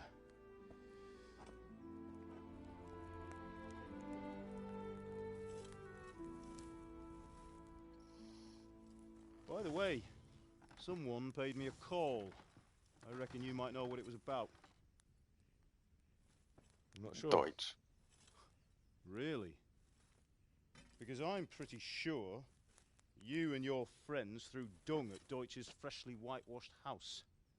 He was here with the catchpole earlier, and it was not a friendly visit. What got into you, Hal? That Deutsch was talking treason in the tavern about Sigismund and the king. He got what he deserved. Got what he deserved, did he? You can go and clean up the mess you made and apologise to him. I have a trade to run. The German pays well, and having my son in the pillory helps nothing and nobody, least of all the king. You understand? Yes. Look me in the eye, Henry. Look me now, Henry. Do you understand? I understand. Good. Then we'll never have this conversation again. So you think it's right to let traitors speak ill of our king? The boy gets caught making a fool of himself, and he still hasn't learned his lesson. So Deutsch spouts rubbish, and what? You turn into a common thug. You might win a fight with violence, but you'll never win an argument. Remember, Henry, if you want to convince someone that they're wrong, try using your mouth and not your fists. Biggest brains. The furnace is ready. Right, we'll do the grip.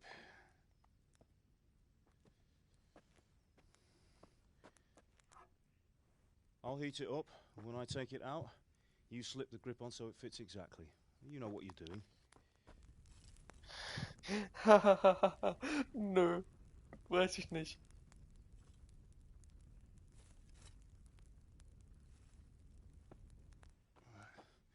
Do it.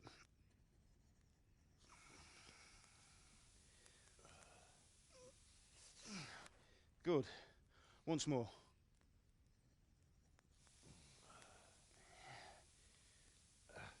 That's it. Done. Now file it down so it sits well in the hand. I'll prepare the guard.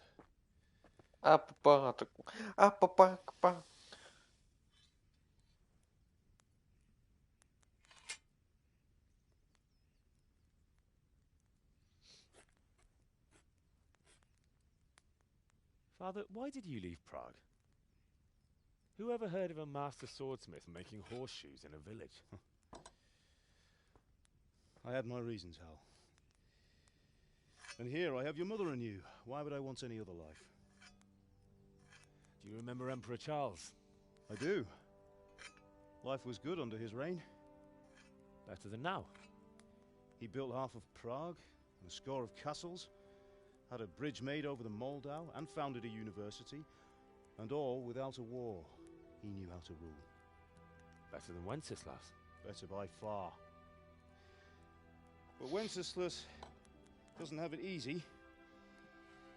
It's hard to step into the shoes of someone whose like is born only once 1,000 years. What about Sigismund? Do you think Charles would have brought an army down on his own people like Sigismund? No. Wenceslas may not be the equal of his father, but Sigismund, he brings shame to the royal name. How's it going?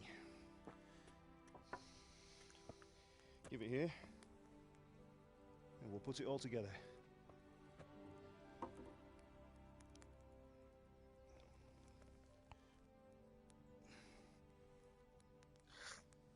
Ist es gerade in seine Schürze geglitscht, so ein bisschen die Textur?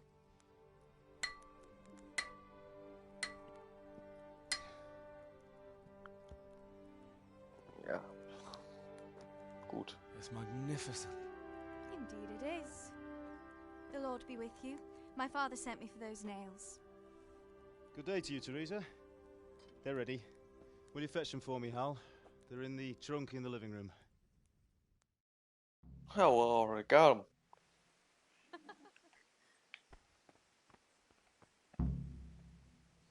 Here are those nails you wanted.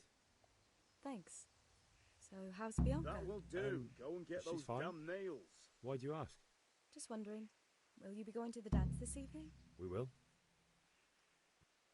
Maybe we'll see each other there. Anyway, mustn't keep you. I'll be on my way. That sword is truly beautiful. Have you gone deaf? Warum fragt sie?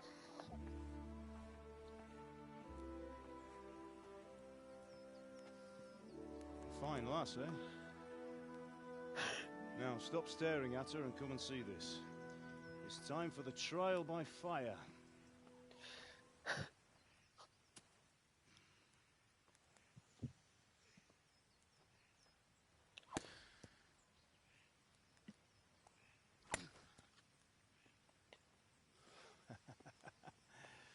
We did a fine job. I would expect nothing less from such a renowned swordsmith. Those days are gone, sir. You haven't lost your skills, though.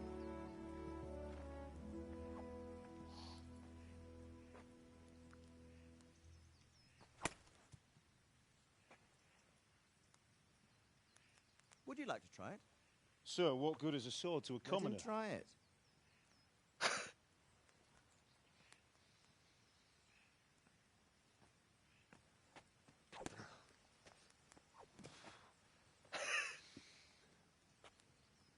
You still have a lot to learn.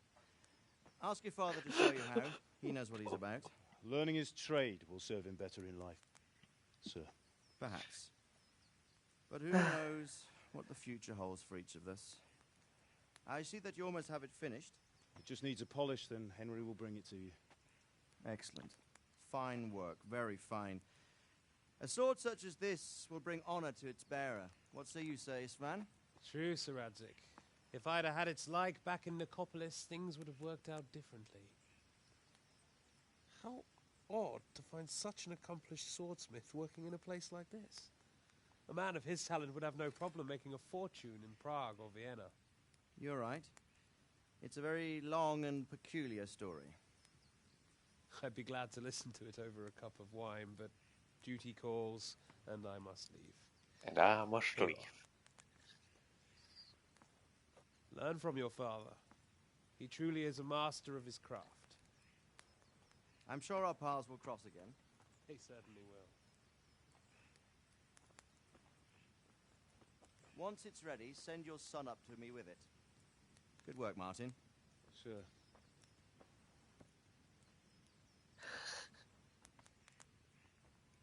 been an honor, Sir Ispan. Have a safe journey to Sasau. The honor is mine, Sir Radzig. Thank you for the hospitality.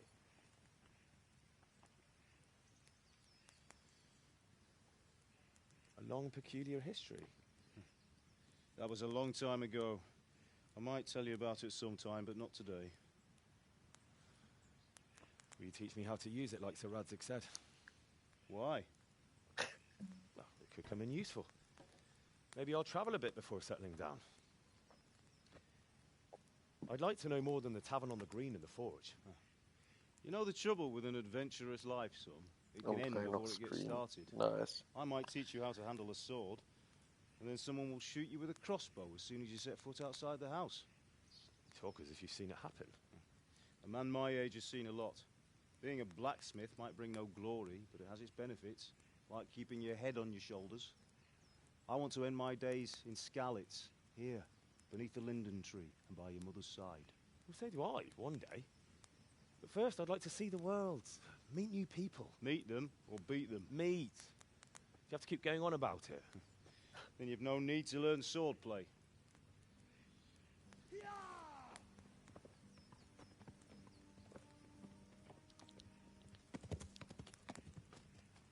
A messenger. He was in a hurry. What's happened? What's happened?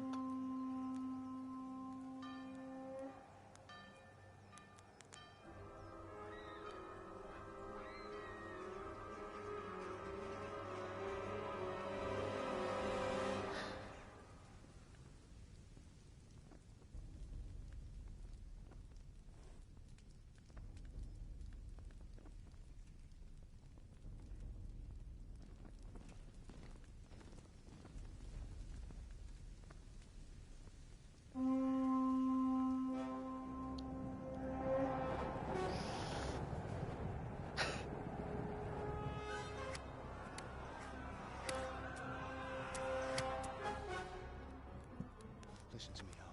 Listen carefully. Take the sword, go into the house, and grab anything else important from the trunk. Go to the castle. Hurry. What about you?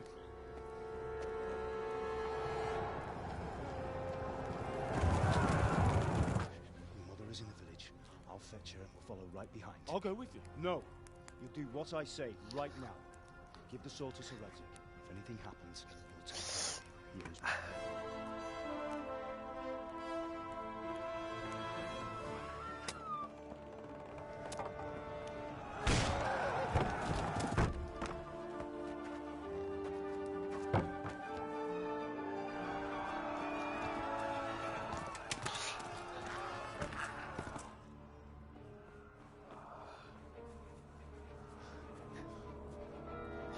Da war ja was von wegen Scheiße, Mann. We have to close the gates! Move! Come on, we're closing! Move it, people! Come on! We're running out of time! Oh, Henry! Thank God! Get inside, quick! We have to shut the gates! Get running, people! Come on! Mind this for me. Are you mad? You can't go back! Get through the gates!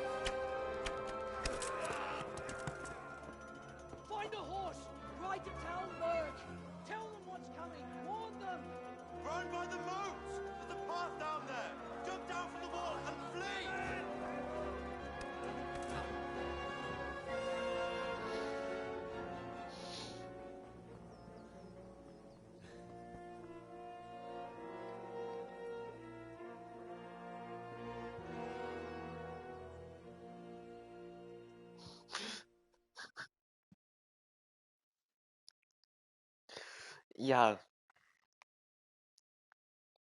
das Pferdereiten ist auch einer der Parts, die ich gehasst habe.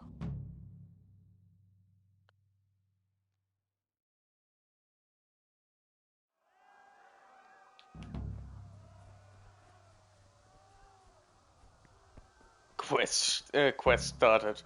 Run.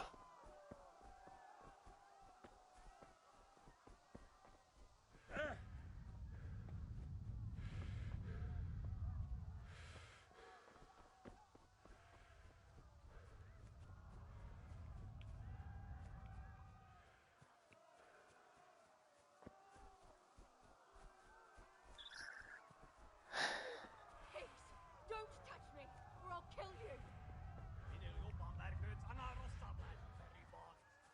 Go to hell, you Tatar beast!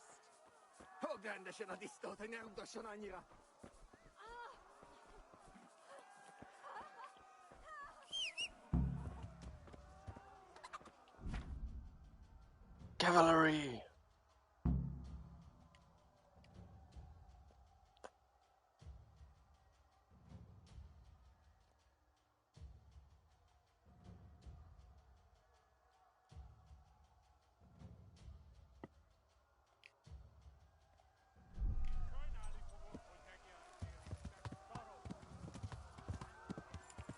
Ja.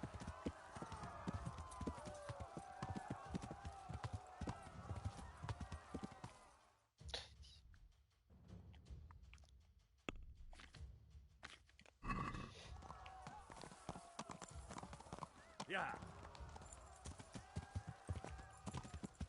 Ja.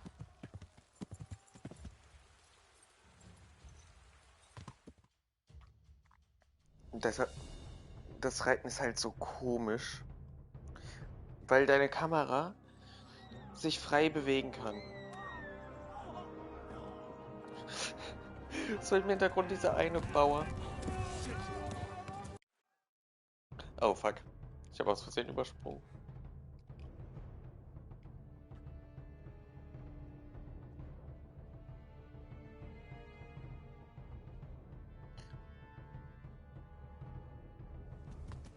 Ja. Du darfst mit vom Weg rühren, ne? Ja. Aua.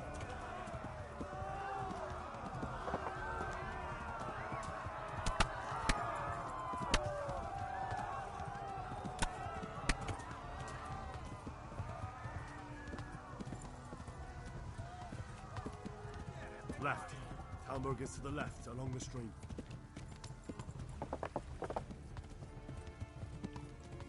Ja.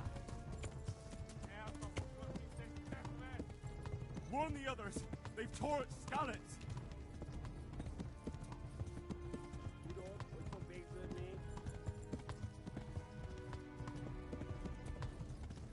Ich bin irgendwie auch 2, 3 Mal einfach in den Graben geritten aus Versehen. They'll kill you all.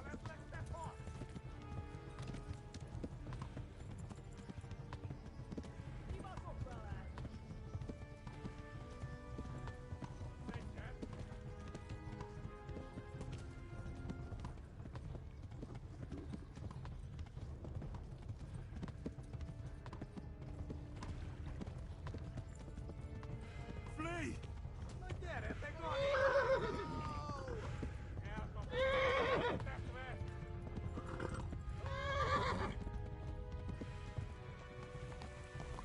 Rudolf, ooit voor Bigfoot, nee?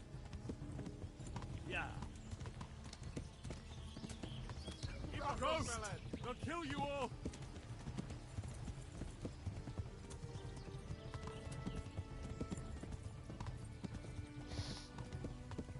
Bleeding.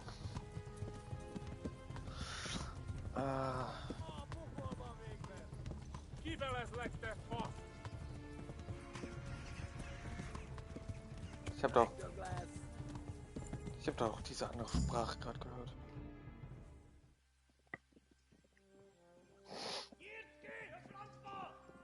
Ja, aber gerade sagen, ich habe die doch direkt hinter mir gehört.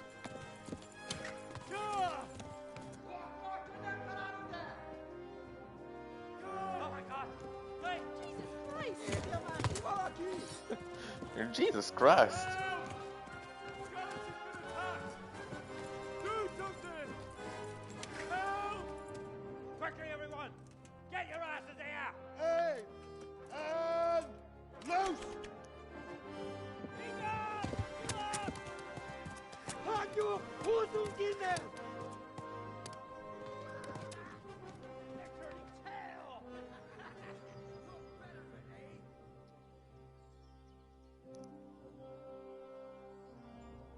Quickly! We're closing the gate!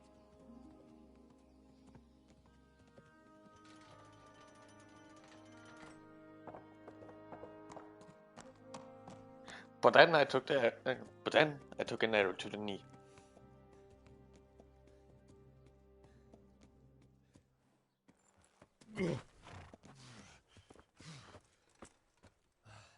Someone give him a drink. And bring hot wine and bandages.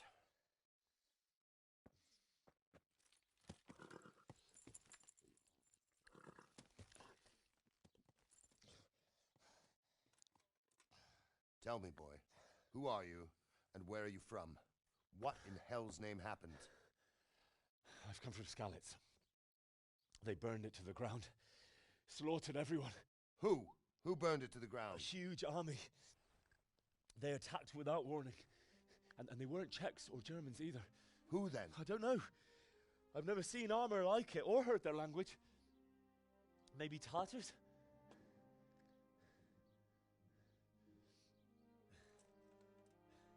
Tartars, you say? Well, we'll deal with that later. First, let's have a look at that leg of yours.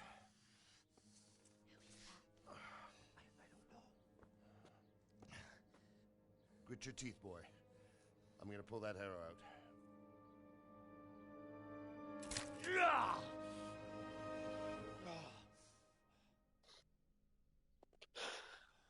Funny. Easy. All done. You were lucky, lad. The arrow missed the bone. It only needed bandaging, and I've done that often enough before. War is a good teacher. Can you stand? There you go. As good as new. Thank you. Have you idlers nothing better to do? Get back to work. You'll have to speak to Lord Divish. Can you manage?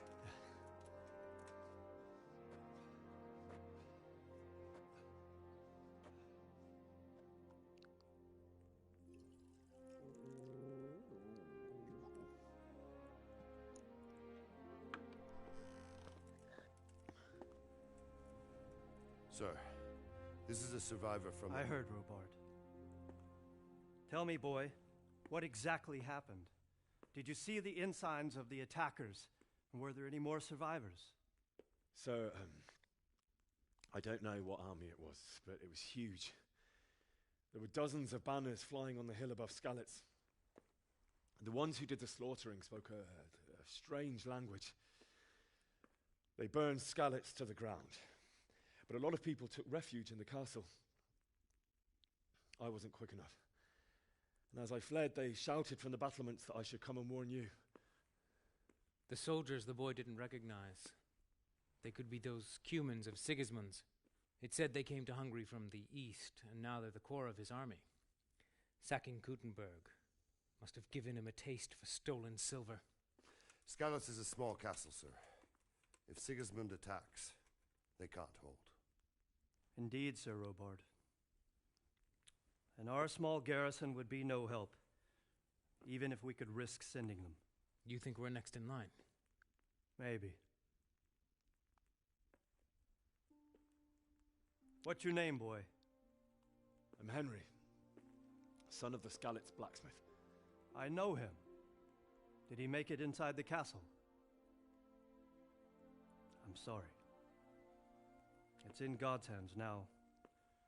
No one else can help us. Anyway, thank you for risking your neck to warn us. Robard, take care of Henry. Make sure he gets something to eat and some rest. Yes, sir. I need no fucking rest. Get all the people inside the gates. We have to prepare for the worst. Make all the necessary arrangements. As you command, sir.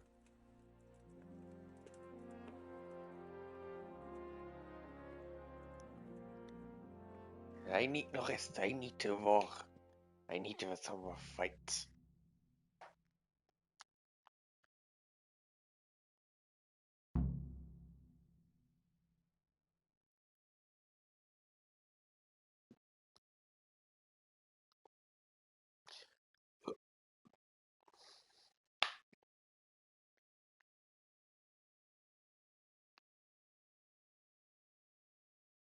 Ich finde schön, wie wir gesehen haben, wie Mutter und Vater gekillt wurden. Das finde ich echt mega.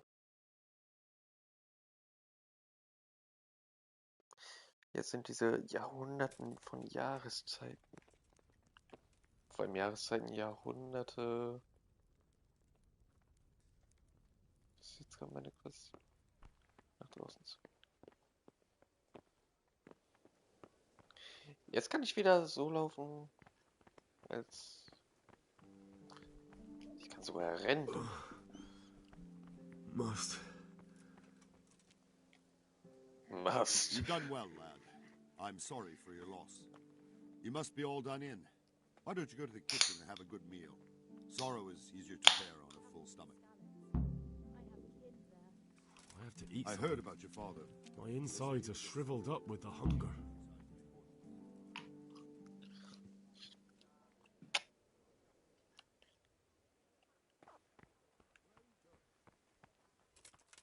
Sir Divish has suffered his own share of woes, but he's a generous man and a good one. Reputation lost. Ah, milady. You are fortunate our good lady Stephanie of Talmberg has graced us with her presence. My lady, I'm honored. So this is our brave young man. Welcome, lad. Bojana here will take care of you. No doubt you're tired and hungry. Indeed. How could he not be, poor soul? After everything he's been through, he must be as hungry as a bear, aren't you, young master? Here Aren't you, young master? Eat your fill. And a little wine to wash it down. Thank you, my lady. When you're done, you can go and rest with the grooms in the Outer Bailey. No, that won't do, Sir Robard. After all he's been through, he deserves a proper bed. Let him sleep in a lodge in the courtyard. Certainly, milady. Young Henry here is overwhelmed by your generosity. Yes, thank you, my lady. May God reward you for your kindness. Eat up now. You're in capable hands, so I'll leave you to it. Good night. Good night. Good night, man.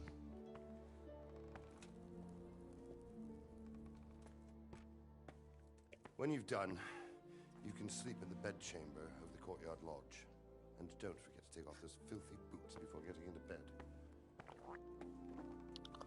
Muss ich heute auch einen kleinen Cousin von mir sagen. Ich so, nee, schaut unten Fernsehen, nicht im Gästezimmer, wo ich jetzt im Moment schlafe.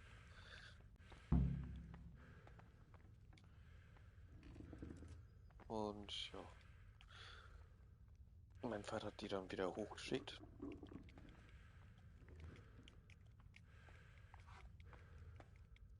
Was ich echt nicht gut finde, weil die beiden halt wirklich dann mit Schuhen in mein Bett sind.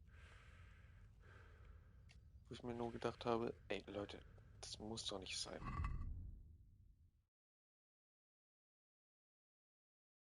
Essen.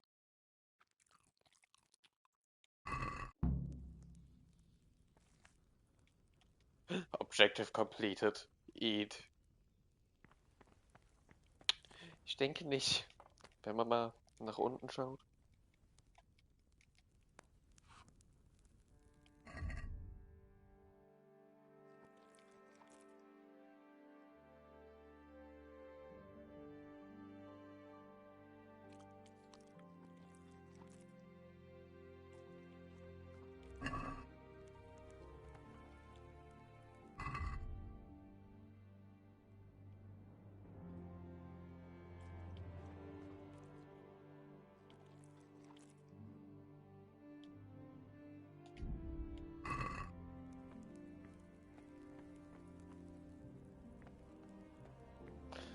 Okay.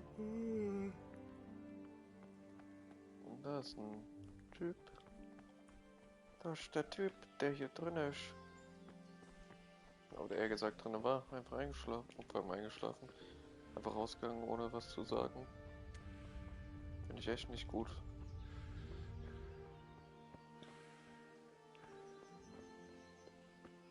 Lockpick. Very hard.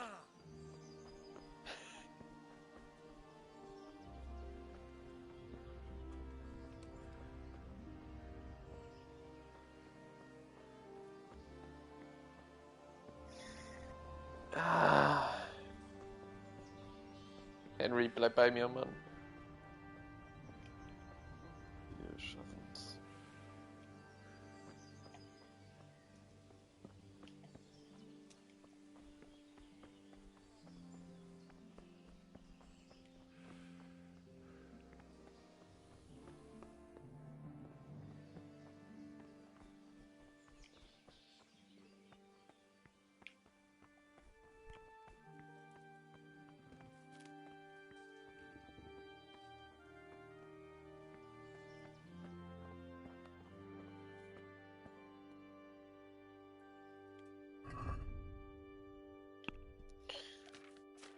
Machen wir mal das, was der Typ gesagt hat.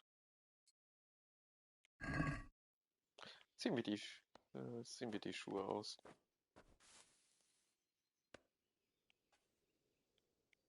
Sleep. Me doing the sleepy.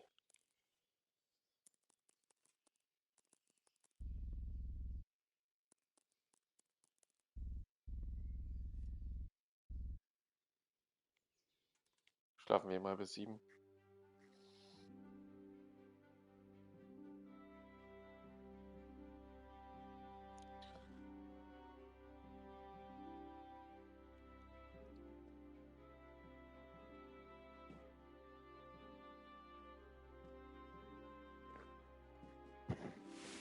Today the patrols will be doubled. Keep your eyes peeled. If you see anything out of the ordinary, report it immediately. Understood? Yes, sir.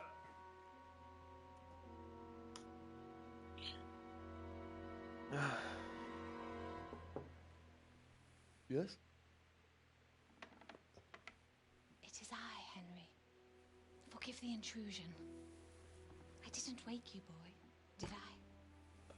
My lady, no, not at all. But what brings you here at this hour?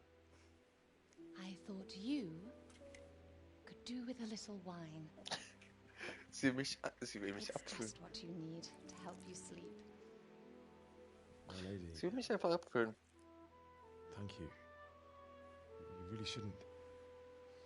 You could have sent a servant. I was going to. But to tell you the truth, I couldn't sleep either. I thought of you while saying my prayers. How awful it must have been for you. I came to offer you solace. To let you know you're not alone. Thank you. Thank you kindly. You're welcome. Now, Henry, I know this is all very new and strange for you. But I want you to feel at home here. You're not to worry about anything except getting better. God knows you've been through a terrible ordeal. I know what it is to be left alone in the world. Although your loss is much greater. But with God's help, the pain will ease in time. And it can help to talk about it, if you feel like it.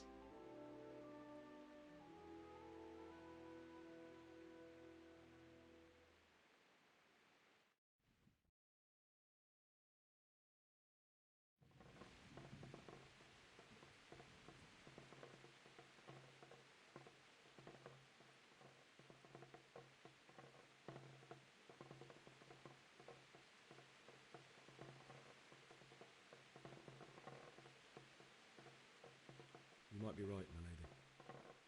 I'll tell you what happened. It was terrible and unexpected. The day started just like any other. Father sent me into town on some errands. A fellow by the name of Kunnish owed money to Father, who sent me to collect it from him. Only Kunnish had no intention of paying. It got a bit heated, as often happens when there's money involved, but Kunnish still wouldn't cough up the coin. Father was too generous for his own good, letting even a scoundrel like that buy on credit. Oh. When I'd done all the errands, I headed back home. I promised Father I'd help him with his work, and I was looking forward to it. He was forging a sword for Sir Radzig.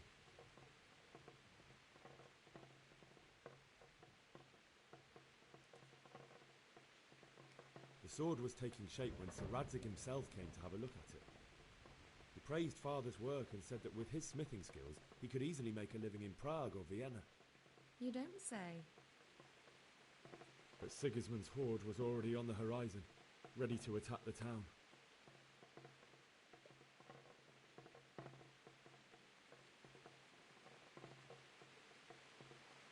A horde of soldiers was massed. Pennants flapped in the wind, the armour glinted in the sunlight, and the horses whinnied impatiently. They were waiting for Sigismund to give the command to attack. How awful. And then death descended on Skalitz.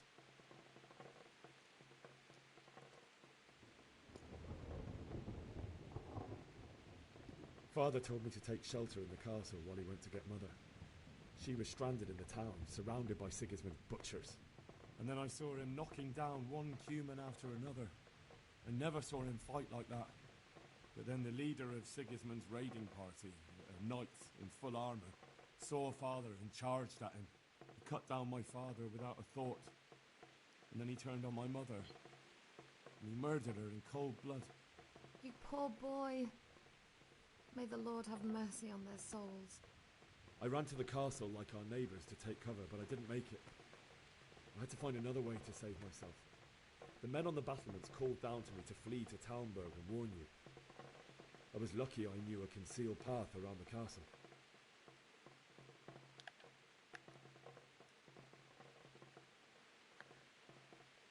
I needed a horse to get to the safety of Talmberg and to warn you all. And with all that was happening, you thought of others like a good Christian. Then I heard a scream. It was Teresa, the mill wench. She'd been caught by a gang of Cuman savages who planned to violate her. I had Sir Radzig's sword, and even though there were several of them and they were better armed, I had to try and save her. I wanted there to be at least one person I'd helped. And I succeeded, even though it almost cost me my life. After that, I stole a horse from them and rode off. Like a valiant knight. I'll never forget. Ich habe nicht versucht, sie zu retten. Ich bin einfach so. Los, los, los.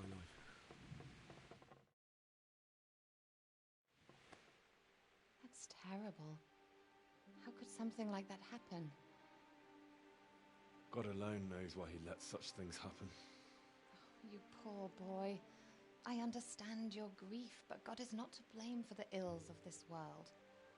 That is the work of Satan and those who do his bidding. Those who are corrupted by greed, envy, and pride. You must not lose faith, whatever life brings.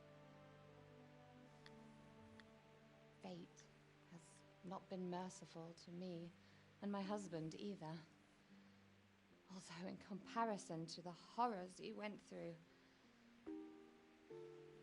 I was young when I married my husband. It was my father's wish. Divish was a lot older than I, but a woman must bear her lot. Shortly after our marriage, before I even got a look at Talmberg, the castle was stormed and my husband was imprisoned. Really? My husband had some quarrel with Sir Havel Medek of Valdek, who decided to resolve it by force. He stormed the castle, burned down the village of Pribyslavitz, and killed many of our men, even the old chamberlain. He imprisoned my husband in the castle and put his own garrison there. That's awful. I was barely 18 years old, and all of a sudden, I was left alone with Sir Robert. We didn't know what to do. We went to Prague to appeal to the king and sought help from Divish's friends, but all to no avail. We tried for years, but it seemed I was destined to be left alone and my husband to rot in jail in his own castle. Years, you say? 7 years. That's how long it took before Havel was condemned as an enemy of the crown. He refused to surrender the castle and release my husband. In the end, I raised the money to pay a ransom, and only then, by the grace of Lord Jesus, did I finally lay eyes on my husband once more. 7 years. And was Havel punished for it? Never. And after 7 years, my husband returned to me an infirm old man. Sir Divish seems like a good, strong man. Certainly, only he has many concerns. He had to rebuild Talmberg. After he was released, the king appointed him Burgrave of Prague Castle, and he was very busy. He had no time for me at all. But at least we were in the city, and there was something going on. And now, we're here. My lady, you're still young and beautiful. Your best years are still ahead of you. Would that that were true, lad. Would it were true. But what am I doing bothering you with this? You have troubles enough of your own. I'll go and let you sleep.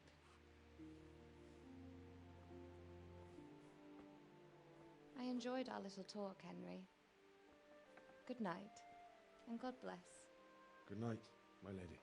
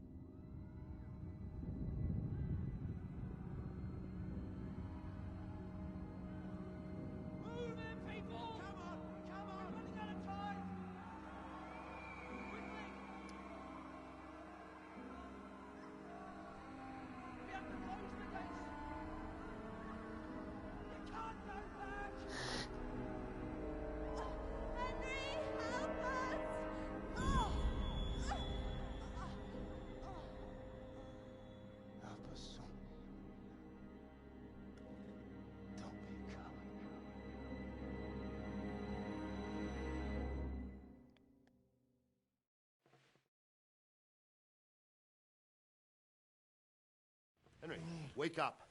You don't want to miss this. What is it? What's happening? Come to the battlements. One of our patrols reported a company heading here from Skalitz.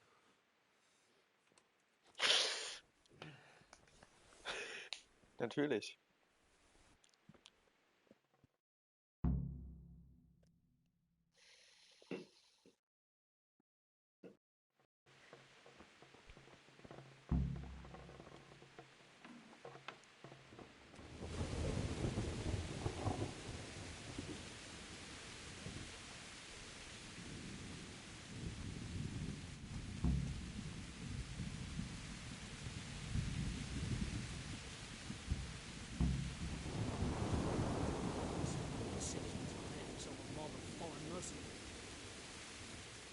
Good health to you.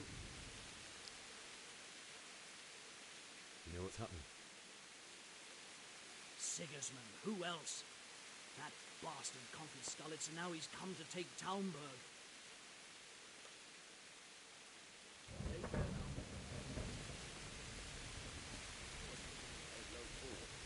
A backstabbing swine, maybe. God be with you. What's happening? Das Schöne ist, im Stream sieht man es besser als bei mir. It could be Sigismund's army, or his scouts, or maybe Scarlet's folk who survived the pillaging. I wouldn't expect nothing good. Good luck to you.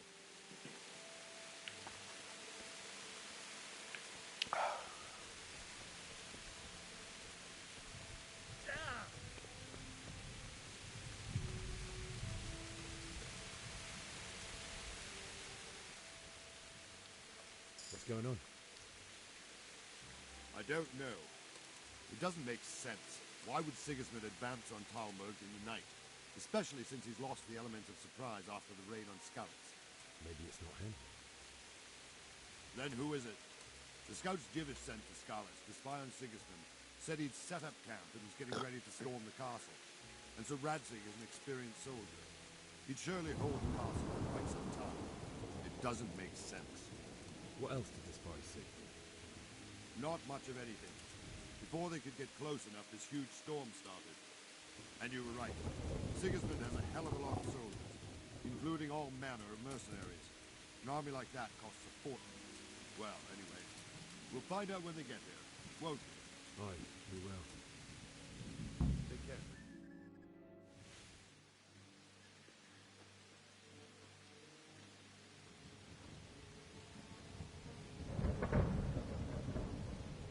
Halt!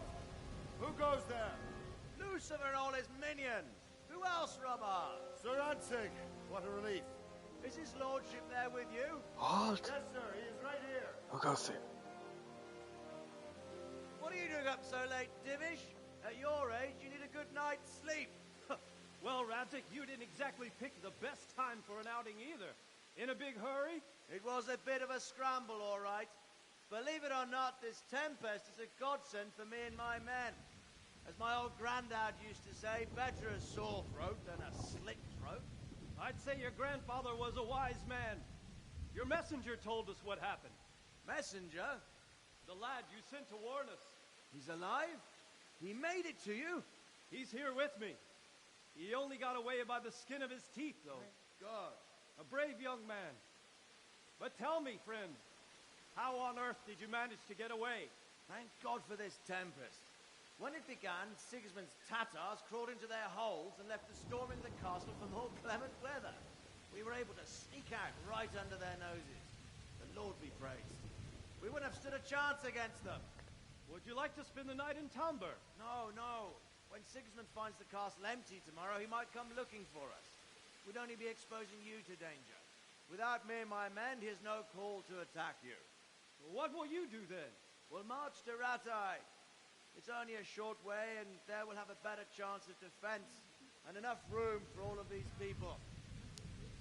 If Sigismund should come, better bend your knee, Divish. There's no point dying in a battle that's futile. You're right there. Is that boy still with you? I'm here, sir. You have courage, lad. That I can't deny. I am sorry about what happened. Would you care to join us? I'd like to, sir, but first I have to return to Skalitz. Are you mad? What do you want there? I can't leave my mother and father. I won't leave their corpses rotting in the street. I'll join you once I've taken care of them. Don't even think of going back there, you donkey. Are you tired of living? Sir! Quiet! I'm sorry about your father, but getting killed as well won't help him. Yeah. Divish, make sure that lad doesn't budge from Talmberg until things quieten down. Not to worry, friend. Anyway, he's injured and needs to recover. I'll lock him up here as if he were Havel of Baldic. I've seen you've grown a thick skin since your tribulation, sir. But thank you. We'll meet again when circumstances are more favorable. Farewell. Farewell, friend, and good fortune. Give my regards to Sir Hanush. I will. And good luck to you and your people, too. These are dark times. Move out! Anywhere, people! Move out! It's only a short way to Ratai now.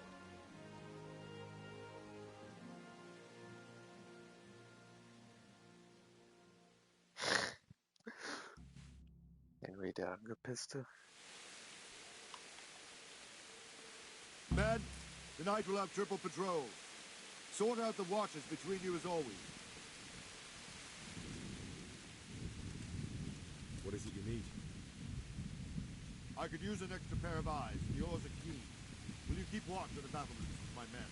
Is that a request or an order? I'd rather it was a request you answered yes to. Of course I'll help. I'll have to pay you back somehow after all you've done for me. Splendid. And don't worry. I'll tell the men to relieve you later. May the Lord watch over you.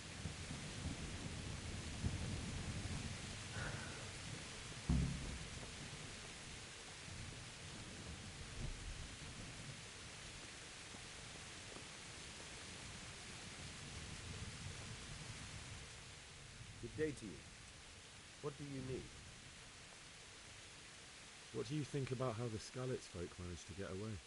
Fortune smiled on him, that's for certain. Sigismund must be seething with rage. Just a shame Fortune didn't smile on all of them. Oh, shit. Sorry. And you know Sir Radzig Kobyla? I wouldn't say I know him. I've seen him a few times. Why do you ask? He must be a fine lord. Takes such good care of every one of his serfs. Surely all the lords do that. Wandering around like a stray sheep. Must be your first watch, eh? I don't think anything much will be happening today. You can just lean against the wall and wait till morning. I'll show you what's what. I will. Thank you.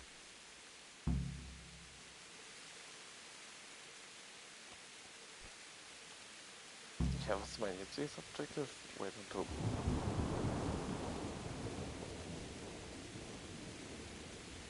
Ich sehe halt nicht mal was nach unten hin. Mein Bildschirm ist so dunkel. Ich sehe gar nichts. Hier, da wo ich gerade hinsehe, ist bei mir alles schwarz.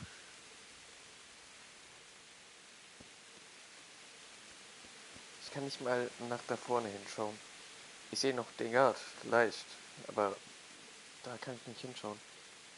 Hinten erkenne ich auch gar nichts von der Landschaft.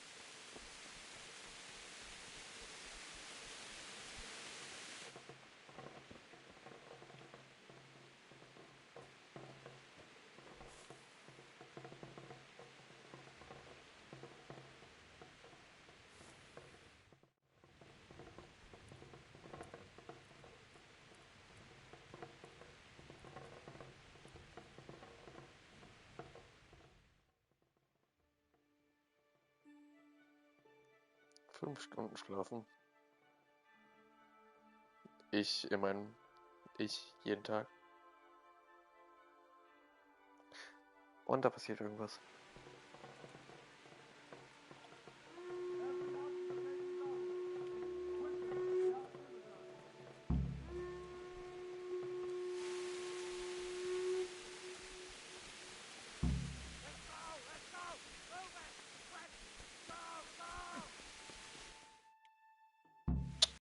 Das sind doch sicher Sigmunds Männer.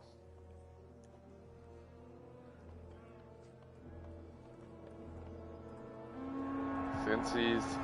Ja, sie sind.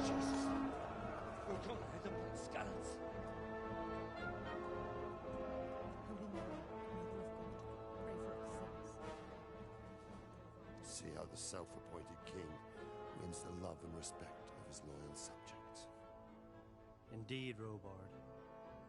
Sigismund of Luxembourg has a rare talent for winning people over to his cause.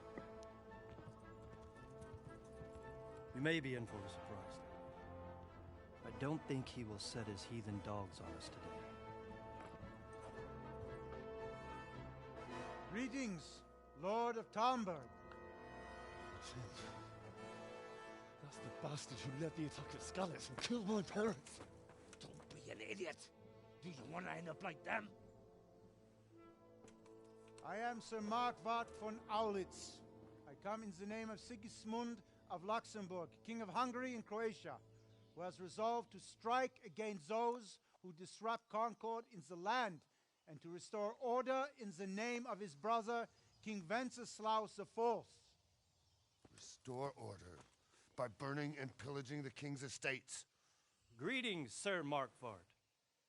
The efforts of the king's brother to bring order to this chaotic land are undoubtedly noble. It seems to me, though, that he and his army have somewhat strayed. As Burgrave of Prague Castle, I am entirely beholden to the king, and here in Talmberg divine peace reigned until your arrival. To what then do we owe the honor of your visit? Yesterday, His Majesty took action against the enemy of the kingdom, Sir Ratzik Kobila, who has been using the silver from the Skalitz mine to fund insurrection against the crown. Unfortunately, the insurgent escaped. Would you happen to know, noble sir, where he might be at this time? As far as I know, the Sir Radzik of which you speak is the king's hetman at Skalitz. I find it hard to imagine that he would rebel against our king. Nevertheless, I can assure you that Sir Radzik is not at Talmberg. He would be a fool indeed to flee from one castle, where he has little chance of defense, to another, where he has even less. Or do you take the view that my humble manner is any obstacle to your army? Am I to inform the king then that Sir Ratzik Kobila is not at Talmberg and that he has your loyalty? Sir Radzik Kobila is not here, and I have no intentions of getting embroiled in affairs from which I have nothing to gain. Very well, sir. As you wish. I will relay your words to the king in the hope he will be as well disposed as you seem to be. Those who have clean consciences and goodwill may find themselves well disposed even at moments like this, when there is little cause for joy. Farewell, sir. Auf Wiedersehen.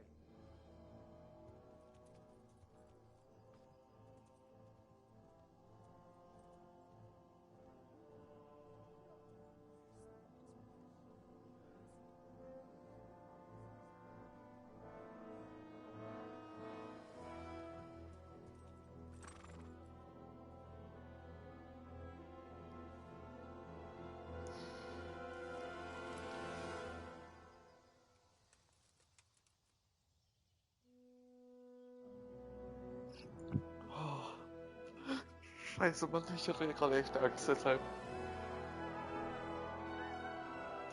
My lord, you have my utmost admiration. Get on with you, Robard.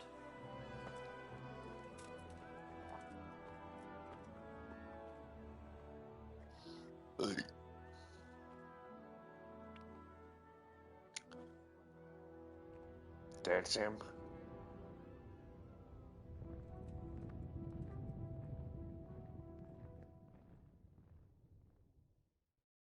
That's someone from Scarlet. Kill them now. Kill them all.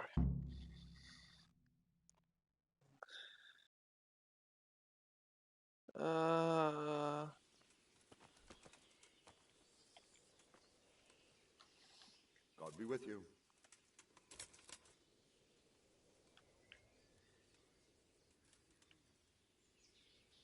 Sir Robard, I need to get to Skalitz. What would you do there, lad? Sigismund might have left, but the place will be swamped with robber barons, brigands, deserters, and other vermin. And anyway, your lord commanded you to stay here.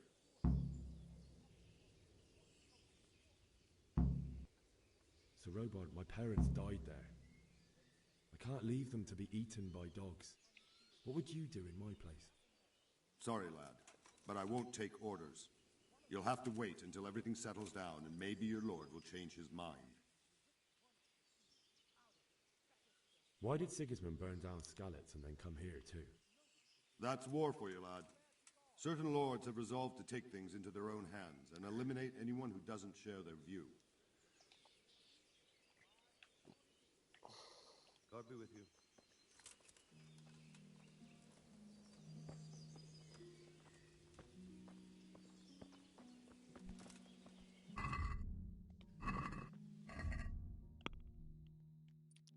Mann, ich habe nichts dagegen, hier ein bisschen zu bleiben.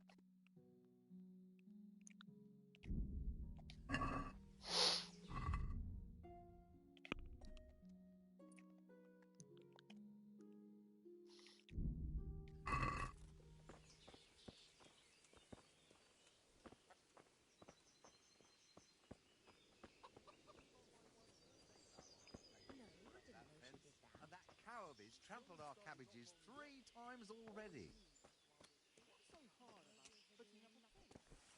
Ask him that. It's not a thing. You'd think it was the cathedral he was building, or was adding fancy bits and decorations. All I want is something to keep that damn cow out. Hasn't he been at it for a couple of years already? He said right away.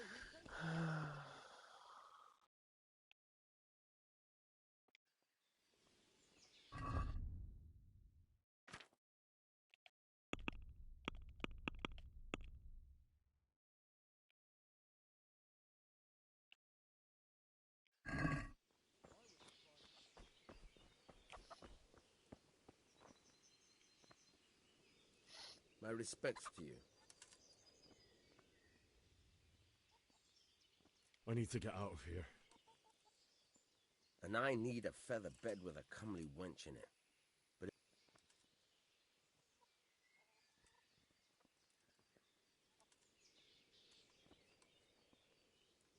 My mother and father were left in Skalitz like...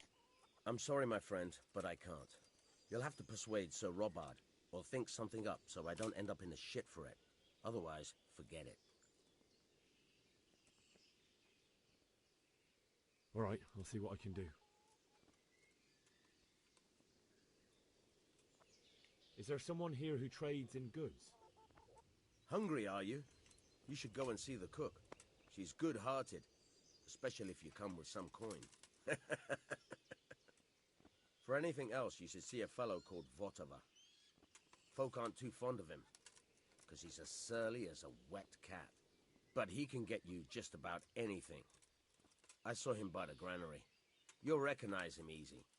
He looks like he's never had a decent meal in his life. That business with Sigurd... Aye, that was a... Farewell.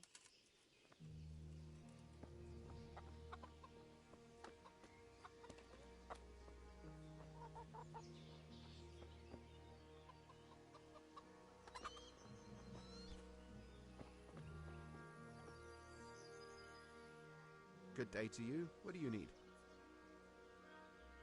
Can we trade? If you've got the coin. If you have got the coin.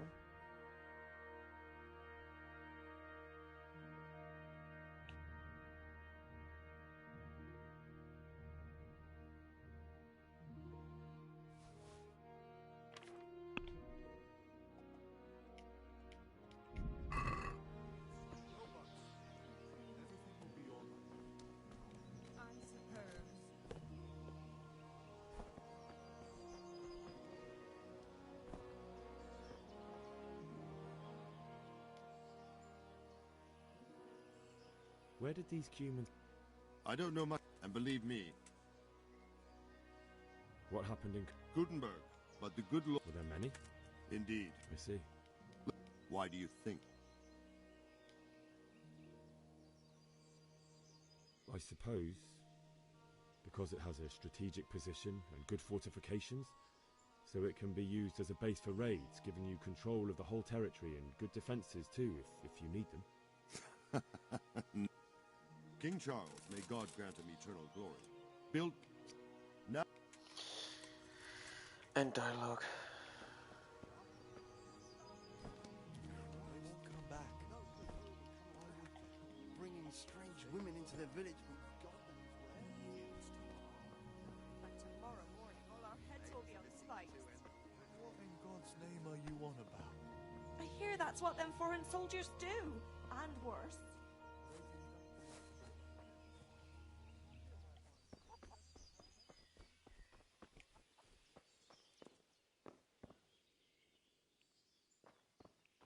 Interesting.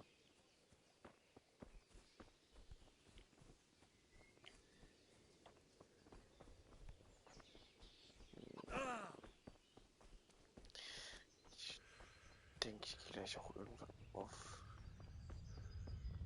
Also werde auch den Stream beenden. Ich meine, wir haben kurz nach 4. So.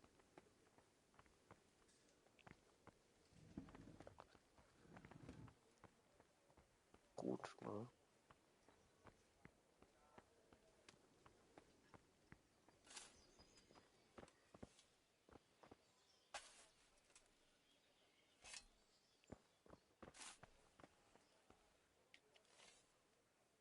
Good health to you.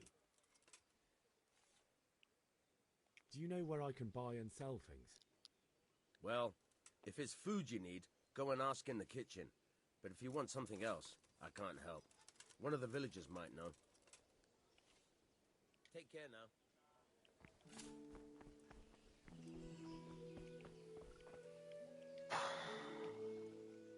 God be with you. Is there someone here who trades in goods? Hungry, are you? You should go and see the cook. She's good-hearted, especially if you come with some coin. For anything else, you should see a fellow called Votava. Folk aren't too fond of him, because he's a surly... May the Lord watch over you. Votava. Make something special with it. Oh, Sigismund and his heathen cutthroats will come out of the woods any time now and slaughter us all. War das da vorne Votava?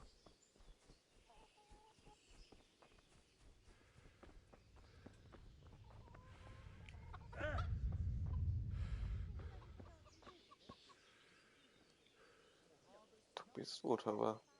Can we trade? If you've If got you the don't have the coin. coin. May the Lord watch over you.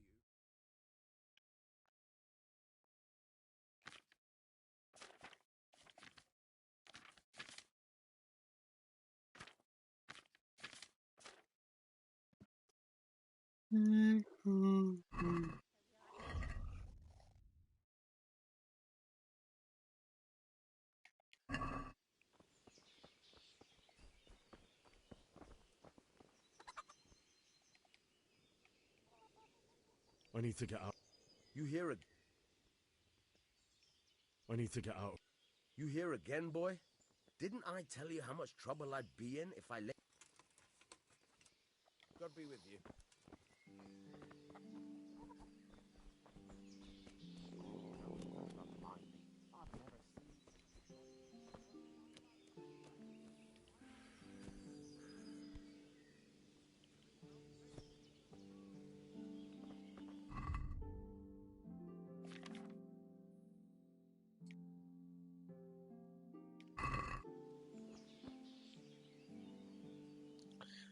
Schon wieder an.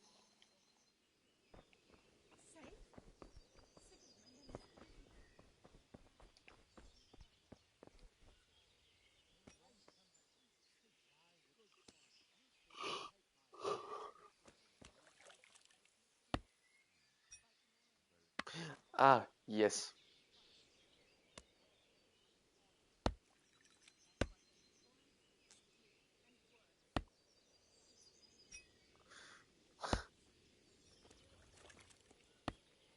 Did I tell you about that tree stump behind my house?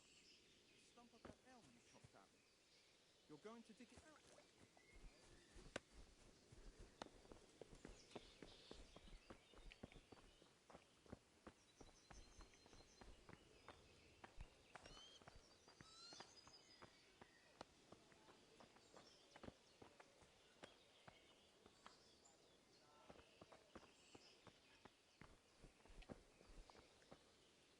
Er ist einfach durch mich durchgeklippt.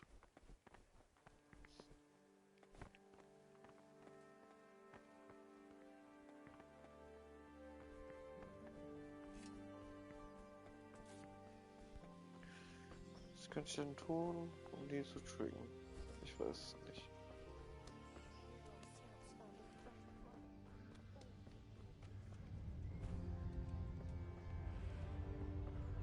Na, ich gehe dann jetzt auch auf. Gute Nacht, falls ihr noch überhaupt irgendwer schaut. Wenn nicht, ja, ist dann halt so, ne? Ciao.